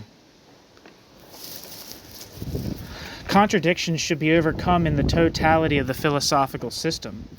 The epitome of all negativity as something positive, the task of philosophy in this view is, quote, to grasp the affirmative, end quote.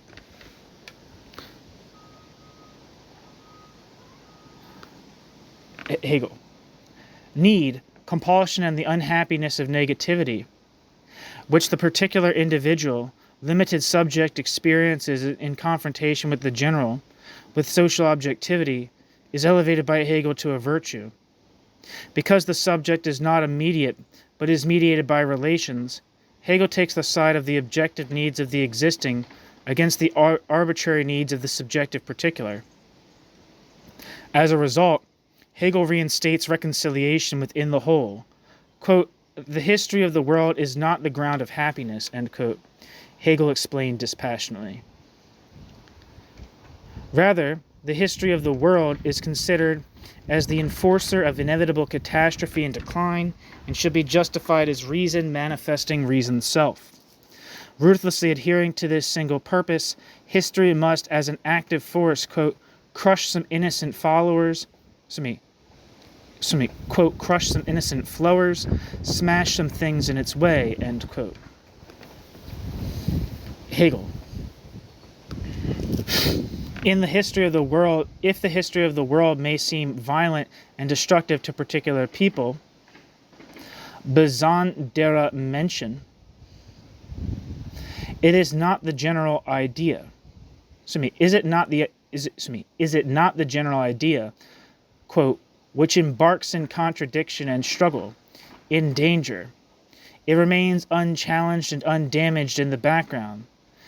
This is to name the cunning of reason, that it allows the passions to work for it, whereby that through which it comes into existence suffers loss and damage. For it is the appearance of which part is destructive, another affirmative. The particular is generally too small against the general. Individuals are sacrificed and abandoned. The idea pays the tribute of existence and transitoriness, not from itself, but from the passions of individuals, end quote.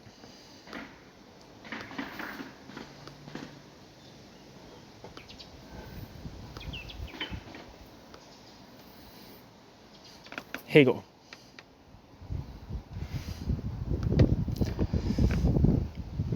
The spirit that represents itself in world history as the general and active genus is considered the, quote, sole absolute judge, end quote. Hegel. And Hegel thus secretly admits the failure of his philosophy to solve the problem of how, quote, on the one side, reason can liberate reason's self from the particularity of obdurate particular interest, but on the other side, fail to free reason's self from the no less obdurate particular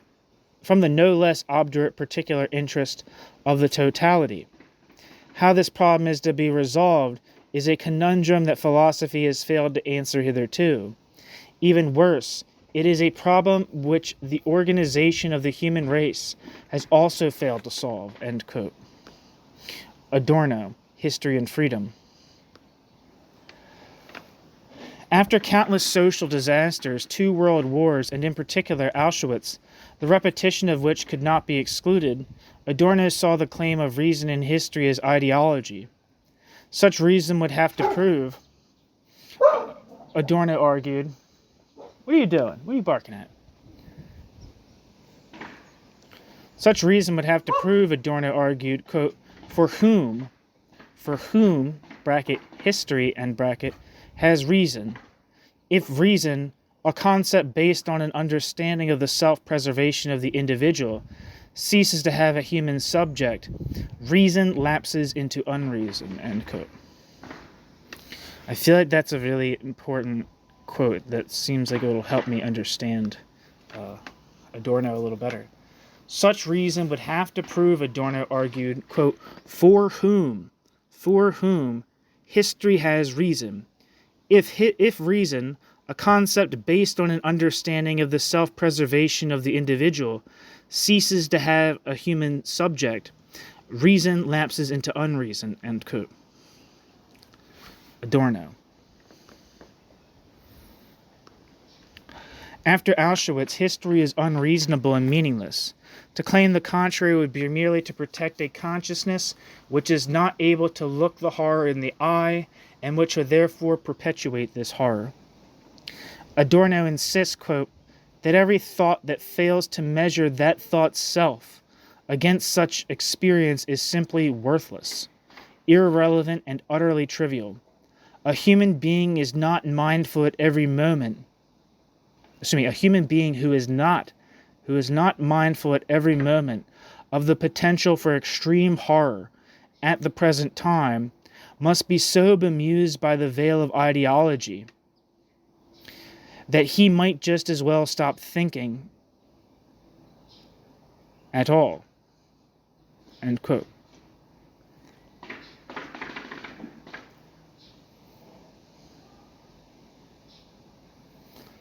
End quote, Adorno. On the contrary, according to Adorno, the look into the not past of Auschwitz is in no way a mere idiosyncrasy owed to a particular biography, as some academics triumphantly declared of critical theory. Quote, the splinter in your eye, end quote, notes Adorno in Minima Moralia, quote, is the best magnifying glass, end quote. Adorno. Negative dialectics. Sorry, one second.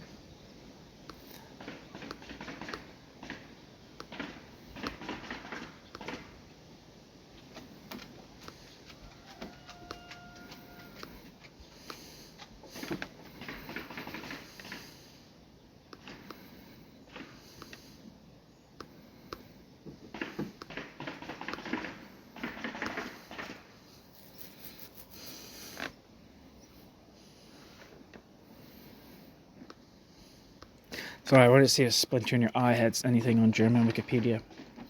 Negative dialectics denied the affirmative transfiguration of the negative into a moment of the positive whole, the fraudulent reconciliation in theory.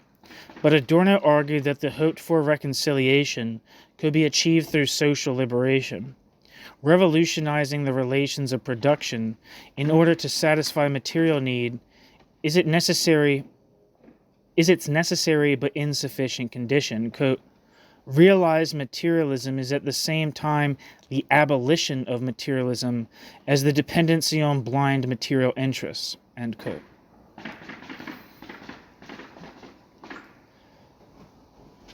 Quote, realizing materialism is at the same time the abolition of materialism as the dependency on blind material interest. End quote. Adorno.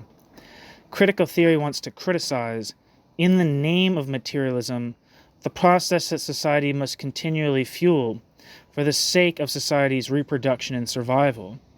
A decent society would be a society that does not, and in which that society's members do not fight for survival.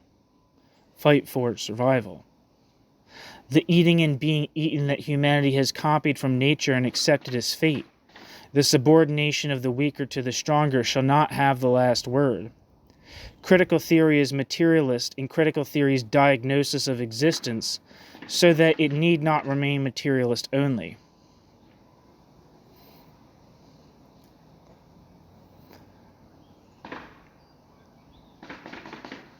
In fact, a materialism that posits that materialism's self abstractly, in abandonment from that materialism's connection with idealism, would be what Adorno calls, quote, myth, that ever-sameness which produces thinking in systems, as well as the systematic reason of immanent necessity. Critical theory, quote, cannot be science as Marx and Engels postulated, end quote, because, as a representative of reason, critical theory has become one productive force amongst others. This possibility was always in it because the principal, unique, identitarian capacity of reason fits in very well with a totally capitalist world. Identification is domination of nature. Adorno tries to avoid every form of identity thinking, which has found its practical purpose in systematically administered capitalist exchange relations, by criticizing every, quote, identity philosophy, end quote, by means of a negative dialectic, which includes the blind spots of previous knowledge, that which was not included in philosophy because it resisted identification for the purpose of integration into the systematic. The impulse of historical movement is the, quote, irreconcilable power and of the negative, end quote. The force of, quote, what exploiters do to the victims, end quote, including all that which in the historiography of the victor presents unfillable gaps, and through which the historic is expressed as a, quote, trace of former suffering, end quote. Adorno.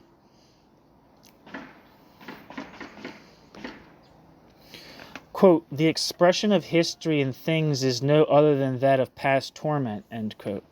Adorno writes in Minima Moralia, and Adorno adds, quote, what transcends the ruling society is not only the potentiality it develops, but also all that which did not fit properly into the laws of historical movement. Theory must deal with cross-gained, opaque, unassimilated material. Is that supposed to be cross-grained? I don't know. Theory must deal with cross-gained, opaque, unassimilated material, which, as such, admittedly has from the start anachronistic quality, but is not wholly obsolete, since it has outwitted the historical dynamic, end quote. Adorno. In 1957, Adorno formulated the same thought in a letter to Horkheimer.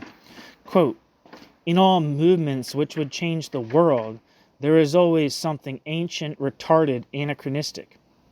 The measure of what is desired is always to some extent happiness, which is lost by the progress of history. Whoever is not quite up to the standards of the time is always quite well adapted, and would not have it any other way. But this anachronistic element is at the same time also the attempt at change itself, precisely because it is just as much behind conditions as it is in front of conditions, always most seriously in danger, and is always open to the charge of being reactionary from among those who need it the least, end quote. Adorno.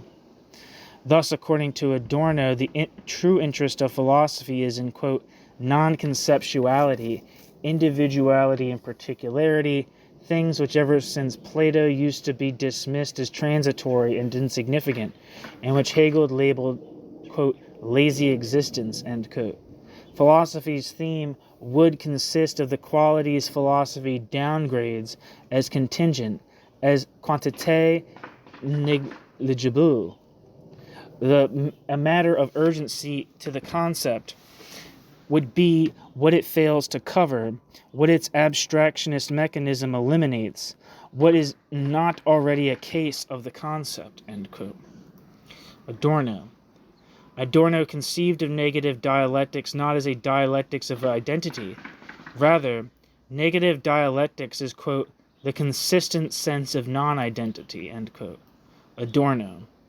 That is, quote, we are concerned here with a philosophical project that does not presuppose the identity of being and thought, nor does it culminate in that identity. Instead, it will attempt to articulate the very opposite, namely the divergence of concept and thing, subject and object, in their unreconciled state, end quote.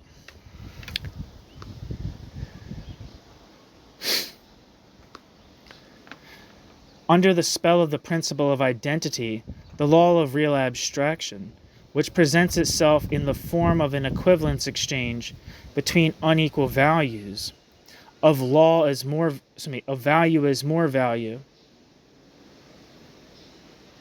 and I gotta repeat that sentence.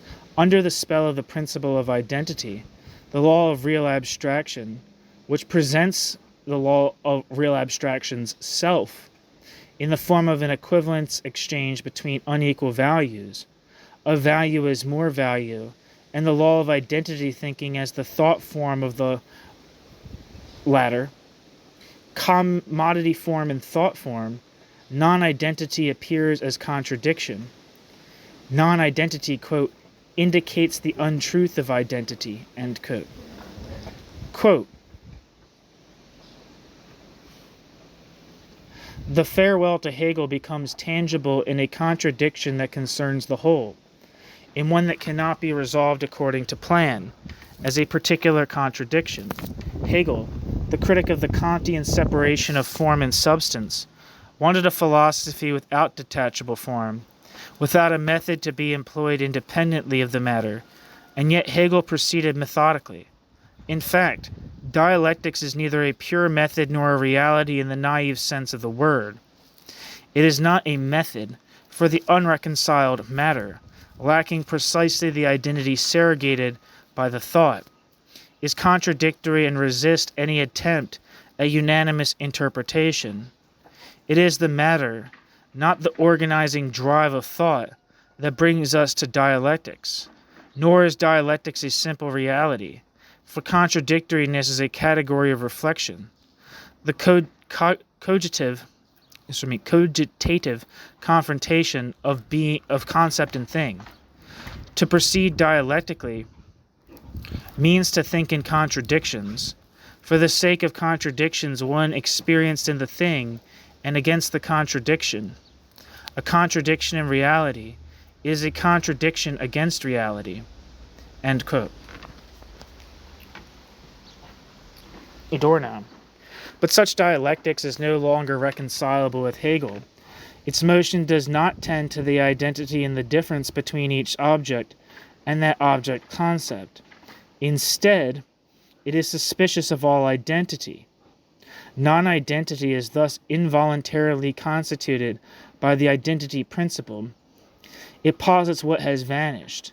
That is, identitarian thought cuts off from the thing what does not go into the thing's concept, and what does not go into it is in fact that which makes the thing essential. Essence appears in the form of essence's continued denial of real abstraction. Concerning the equivalent exchange relations, they posit as commensurable, incommensurable social qualities. That is essence, Wesen, appears qua essence's disappearance, which is the fatal mischief, Unwesen, of a world that degrades, quote, men to means, end quote, of real abstractions that rule over and prevail in men.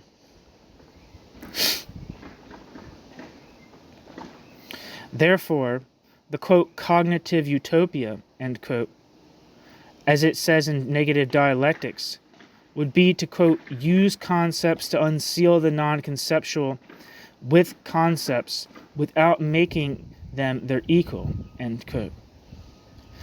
Adorno. Society emancipated from the impulse of identity would correspondingly, quote, not be a unitary state, but the realization of universality in the reconciliation of differences. Politics that are still seriously concerned with such a society ought not, therefore, propound the abstract equality of men even as an idea. Instead, politics that are still seriously concerned with such a society should point to the bad equality today, the identity of those with interests in films and in weapons, and conceive the better state as one in which people could be different without fear, end quote. Adorno.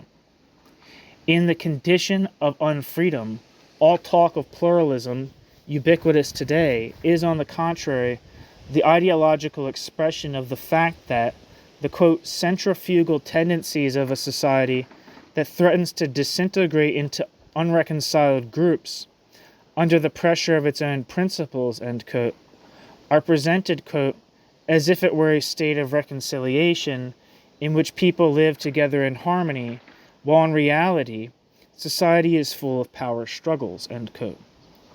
Adorno expressed the greatest skepticism towards concepts such as pluralism, since concepts such as pluralism fit into the general ideological tendency to obscure moments of social antagonism in such a way, quote, that the very factors that threaten to blow up our entire world are represented as the peaceful coexistence of human beings who have become reconciled and have outgrown their conflicts. This is a tendency which barely conceals the fact that mankind is beginning to despair of finding a solution to its disagreements. End quote. Adorno. Only in a truly reconciled condition that no longer knows fear would the concept of communication come into its own. Quote, the present concept of communication is so shameful, end quote, emphasized Adorno, quote, because it betrays what is best, the potential for agreement between human beings and things, to the idea of imparting information between subjects according to the exigencies of subjective reason. In its proper place, even epistemologically, the relationship of subject and object would lie in a peace achieved between human beings, as well as between human beings and human beings other, end quote. Adorno. Peace is accordingly the state of difference without rule, in which the differentiated participate together without repressively equalizing one another. Only in such a peace could the idea of a non-authoritarian communication be realized, which today generates into ideology, if it does not want to know anything about the antagonistic relations of production that create the antagonistic structure within which communication, albeit one not yet free of domination, is possible. Therefore, Adorno designates first and foremost the condition of reconciliation is neither the undifferentiated unity of subject and object, nor as its hostile antithesis, but as quote, communication of what is differentiated, end quote. Adorno. The dialectic serves such reconciliation, serves remembrance of the no longer hostile multiplicity, the reason of the non-identical, the release of the non-identical, and the diversity of the different, over which the dialectic no longer has any power. Were the principle of identity to dissolve, non-identity would also be no more, and dialectics themselves would find their end in reconciliation.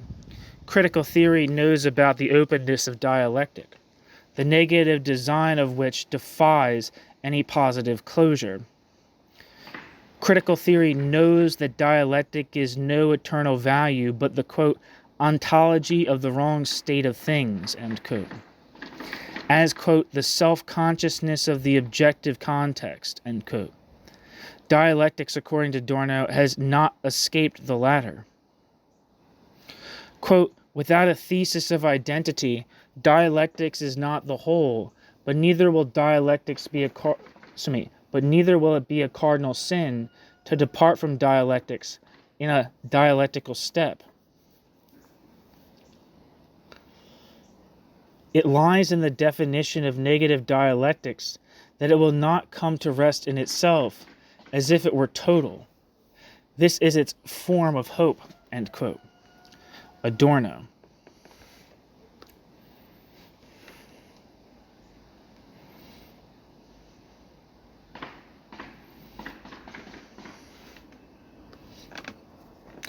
If in the consciousness of the non-identity of concept and thing, subject and object, dialectics refuses the affirmative, the doubling of that identity principle that is already predominant in the medium of the spirit, Geist. Rather, it behaves critically, in the strict sense of the term critique, even if this is, quote, nothing other than discrimination, i.e. the confrontation of movements that differ from one another, end quote. Adorno insists that dialectics is the thinking confrontation of what is separate, of concept and thing together, in which both moments claim what respectively exceeds them against one another. Quote, reciprocal criticism of the universal and of the particular, identifying acts of judgment whether the concept does justice to what it covers, and whether the particular fulfills its concept. These constitute the medium of thinking about the non-identity of the particular and the concept, end quote. Thus, Adorno stresses that the terms, quote, critical theory and, quote, negative dialectics mean the same thing. Quote, with the sole difference that critical theory really signifies only the subjective side of thought, that is to say, theory, while negative dialectics signifies not only that aspect of thought, but also the reality that is affected by that aspect of thought. End quote, Adorno. Critical theory is therefore by no means, as is commonly assumed, a simple nominalist name for a moralistic attitude, a pessimistic whining or arbitrary philosophical doctrine, which under the name of the, quote, Frankfurt School, would even be integrated into the culture-industrial machinery of exploitation of the academic apparatus. It is rather a reflexive moment within the dialectic itself. Without its self-conscious involvement in the dialectic, the theory would collapse through unconsciousness of itself and its subject, and it would be hopelessly incorporated in the real process of negative dialectical socialization. It would be traditional, affirmative, finally uncritical theory. The term, quote, critical theory is determined precisely in the confrontation of thought with experience, mediation thought with the experience of reality, which also means that no critical theory is possible, which is not also negative dialectics.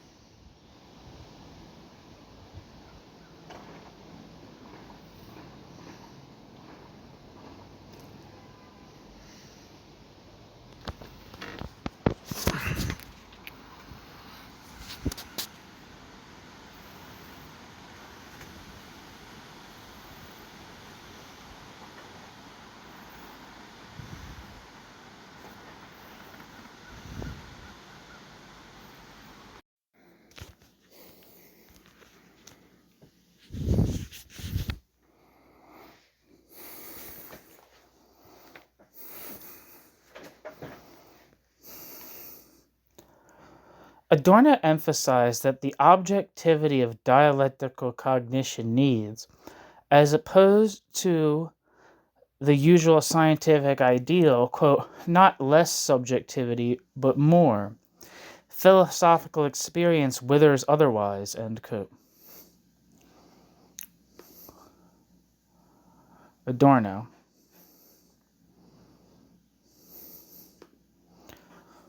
The subjective moment is given an extraordinary importance, but only the subject is able to experience the negativity of the objective constitution of the world, and Hegel explicitly calls the phenomenology of spirit a science of experience, just as Adorno understood his negative dialectics as a theory of reflexive experience, and to turn the medium of critique against this world. Such importance accorded to the subject within dialectical cognition is by no means to be confused with relativism and subjective arbitrariness. Dialectics is not a case of a simple method that approaches the subject matter from without. For instead of dealing with the matter itself, such an act is always beyond it. Instead of dwelling in it and forgetting oneself in it, such knowledge always reaches for an other and remains rather with itself than being with the object and giving itself to the object. Mom? Yeah. You're not going to be here for dinner? No. Okay. Every man, woman, and child for himself. Quote, for instead of dealing with the matter itself, such an act is always beyond it. Instead of dwelling in it and forgetting oneself in it, such knowledge always reaches for an other and remains rather with itself than being with the object and giving itself to it, end quote. Therefore, Adorno and Hegel always polemicized decisively against the lifeless triplicate scheme of thesis, antithesis, and synthesis. The monochrome formalism is, quote, the shapeless repetition of one and the same, which is applied topically only to the different material and acquires a dull glow of controversy. The for itself probably true idea remains in fact always only in its beginnings, if development consists in nothing other than such a repetition of the same formula. End quote. Adorno. No. Hold on. That was...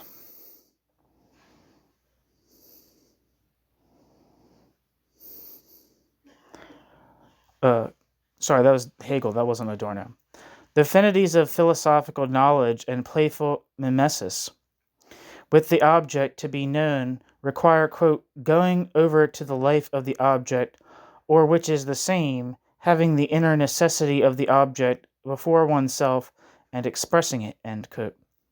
The philosopher must hold back, must not intervene arbitrarily or on other grounds in the process of cognition, but must recognize the, quote, effort of taking on the concept, end quote, as well as one's own abstinence as an essential element of this attention to the concept. But despite this primacy of the object, which in Hegelian philosophy is the same as the priority of the concept, in the process of cognition in opposition to a mere conversation of the philosopher with themselves, the subjective moment of cognition must by no means be missing. Quote, the life of God and divine cognition may therefore probably be pronounced as a play of love with itself. This idea sinks into mere edification and even decreases in insipidity when the seriousness of the pain, the patience and work of the negative is missing from it, end quote. Adorno. The work of the concept is always at the same time work of the subject, a performance of the knowing human being. Subject and object are both to be understood as moments within the dialectic. Already by 1945, Adorno had noted in this sense, quote, the subjective enlightenment dialectic, which derives the concept of truth from the soul, and finally the life process, is only one side. The objective dialectic, which only determines the individual and the life process from the concept of truth itself, belongs to that concept as well. If it is to have a meaning at all, perhaps we should hold that for dialectical logic. End quote. Adorno. The primacy of the object requires reflection on the subject, which is itself also an object, and at the same time it requires subjective reflection. This subjectivity is retained as a moment in the dialectic in contrast to naive realism and dogmatic materialism. There is the, quote, primacy of the object only in dialectics, end quote, notes Adorno. Quote, it is at this point that we see the fragile nature of truth, end quote. Otherwise, there is a relapse into prima philosophia. Quote, the turn to the subject, though from the outset intent on its primacy, does not simply disappear with its revision. This revision occurs not least of all in the subjective interest in freedom. The primacy of the object means, rather, that subject, for its part, is object in a qualitatively different, more radical sense than object, because object cannot be known except through consciousness, hence is also subject. What is known through consciousness must be something. Mediation applies to something mediated. But subject, the epitome of mediation, is the, quote, how, end quote, and never as contrasted to the object, the, quote, what, that is postulated by every conceivable idea of a concept of the subject. Potentially, though not actually, objectivity can be conceived without a subject, but not likewise object without subjectivity, no matter how subject is defined. The existence being the existent being cannot be conjured away from it. If subject is not something, and, quote, something, end quote, designates an irreducibly objective element, then it is nothing at all. Even as actus purus, it needs to refer to something that acts. The primacy of the object is the intentio obliqua of the intentio obliqua, not the warmed over intentio recta, the corrective of the subjective reduction, not the denial of a subjective share. End quote. Adorno. The critical examination of the Hegelian dialectic proves tricky, as not only this but also other closed systems of thought perceive the dubious advantage of sealing themselves off against any criticism.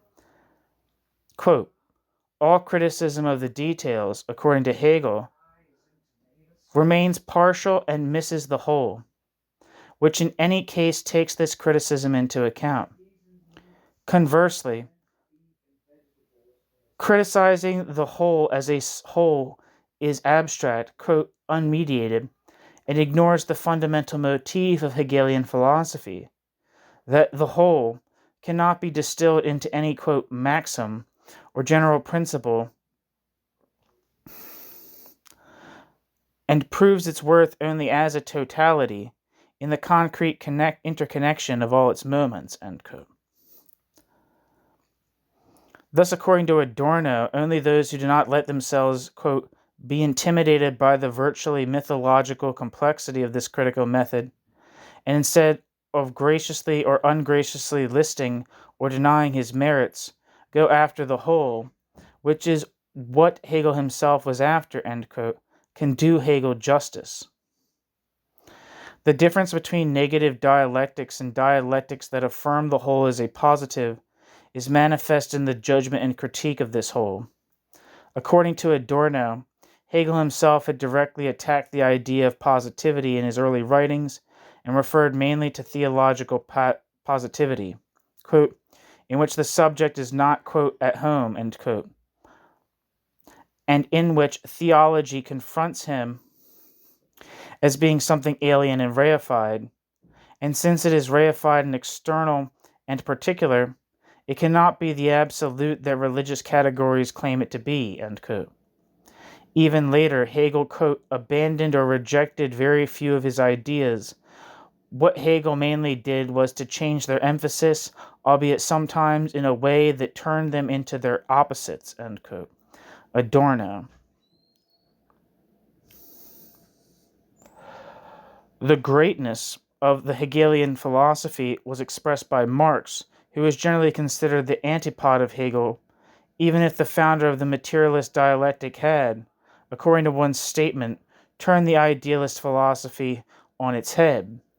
Against naive realism and merely intuiting materialism, Marx emphasized the immense importance of the subjective moment of dialectics when Marx wrote in his theses on Feuerbach, quote, the chief defect of all hitherto materialism, that of Feuerbach included, is that the thing, reality, sensuousness, is conceived only in the form of the object or of contemplation, but not as sensuous human activity, practice, not subjectively. Hence, in contradistinction to materialism, the active side was developed abstractly by idealism, which of course does not know real sensuous activity as such. End quote.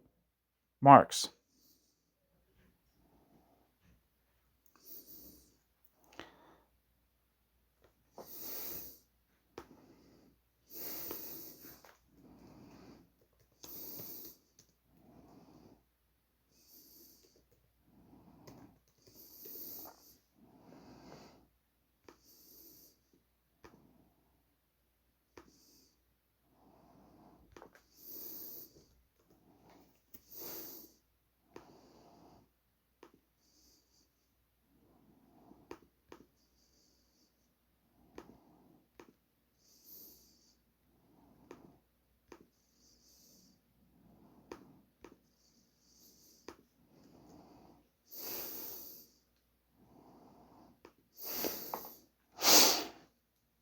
I'm going to read the German Wikipedia for the theses on Feuerbach real quick.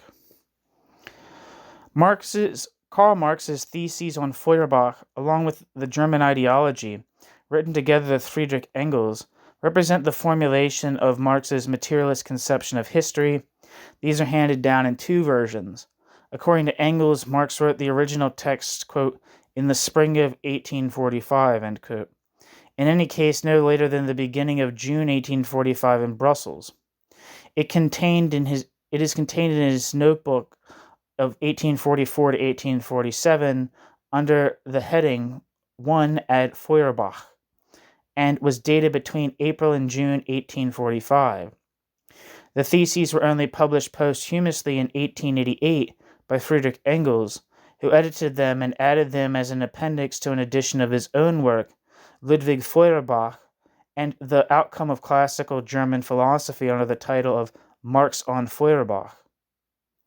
Marx criticizes Feuerbach on the basis of Hegelian dialectics. In Marx's 11th thesis, quote, philosophers have only interpreted the world in different philosophers have only interpreted the world in different ways. The important thing is to change the world, end quote.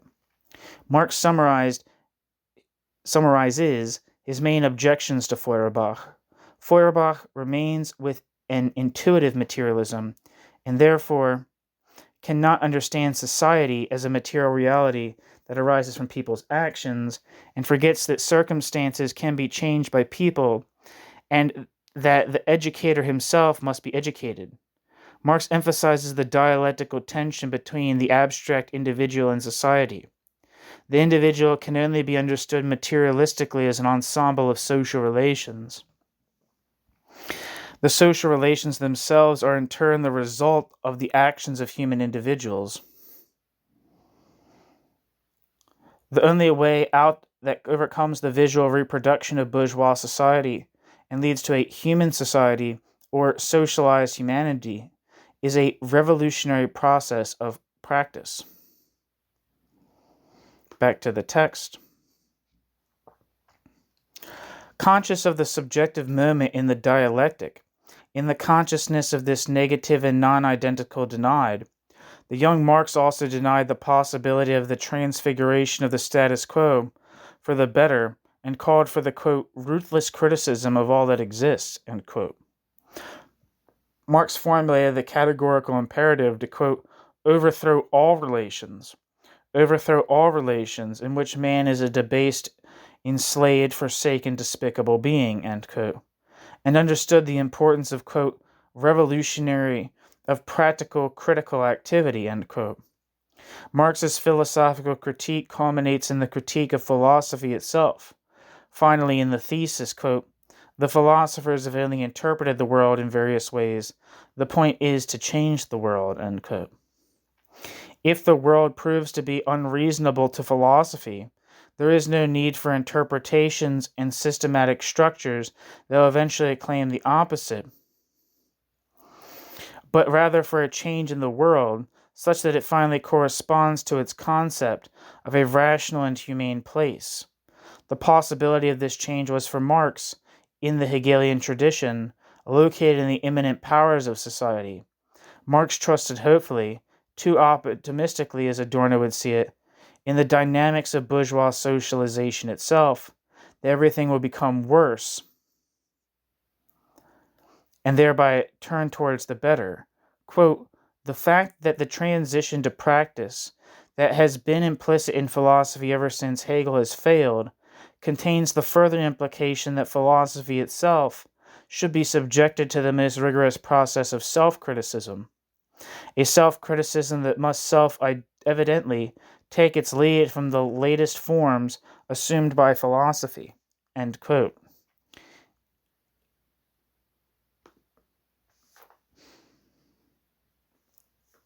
Adorno.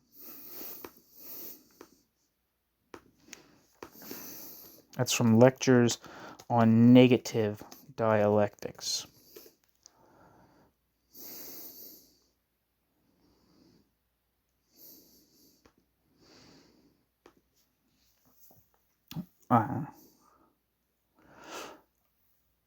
End footnote. Accordingly, quote, philosophy, which once seemed obsolete, lives on, end quote.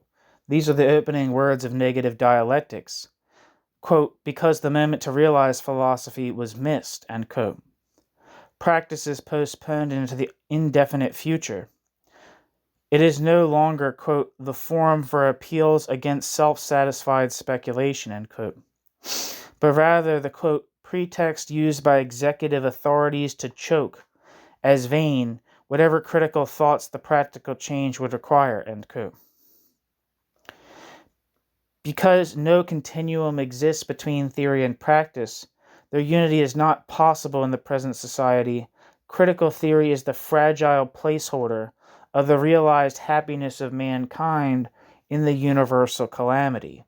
Quote, the remaining theoretical inadequacies in Hegel and Marx became part of historical practice and can thus be newly reflected upon in theory, end quote.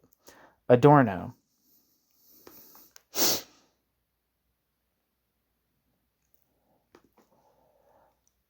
Quote, perhaps it was an inadequate interpretation which promised that it would be put into practice, ... Having broken its pledge to be as one with reality, or at the point of realization, philosophy is obliged ruthlessly to criticize itself, end quote. Adorno. On the 6th of August, 1969, Adorno went, quote, gently to sleep, end quote, during a holiday in Visp, Switzerland, as it says in the death notice signed by Gretel Adorno.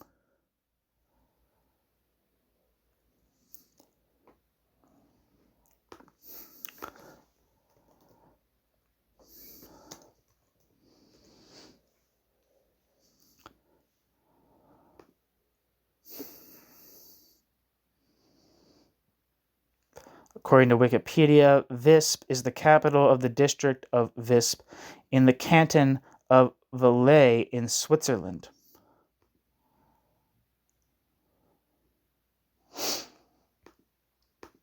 Back to the text. 2 weeks later, Herbert Marcuse wrote, quote, I think there is no one who, like Adorno, radically opposed existing society, who has known and recognized existing society so radically. Adorno's thinking was so uncompromising that Adorno could even afford to succeed in this society. This success has in no way compromised his thinking, end quote. Marcuse. There was no one, according to Marcuse, quote, who represented Adorno and can speak for Adorno, end quote. And thus he predicted, quote, that the discussion of Adorno's work is still yet to come, must come, that it has not even started, end quote. Marcuse. Adorno may have been a last genius, a term that Horkheimer considered adequate in his obituary, and which one of Adorno's students used as the title of a biography. His thinking, however, pursued the force that holds sway in things themselves, and Adorno's work will therefore persist for as long as those conditions he insistently criticized persist. Quote, Theodor Wiesengrund Adorno is deceased. Adorno's work will live as long as there are people whose thinking is committed not only to exact knowledge, but also to truth. Truth in the sense of expressing knowledge in such a way that knowledge's formulation leads to the right judgment about the falsely existing.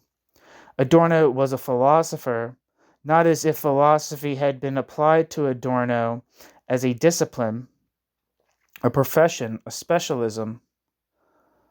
Philosophy was to Adorno the effort to form science and art, society and politics in their relation to that other, that cannot be conclusively determined, but is present in the great intellectual and artistic works as the desire of autonomous human subjects.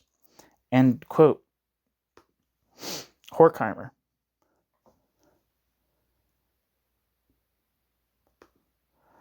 That is the end of Dirk Braunstein's Theodor W. Adorno and Negative Dialectics from the Sage Handbook of Frankfurt School of Critical Theory.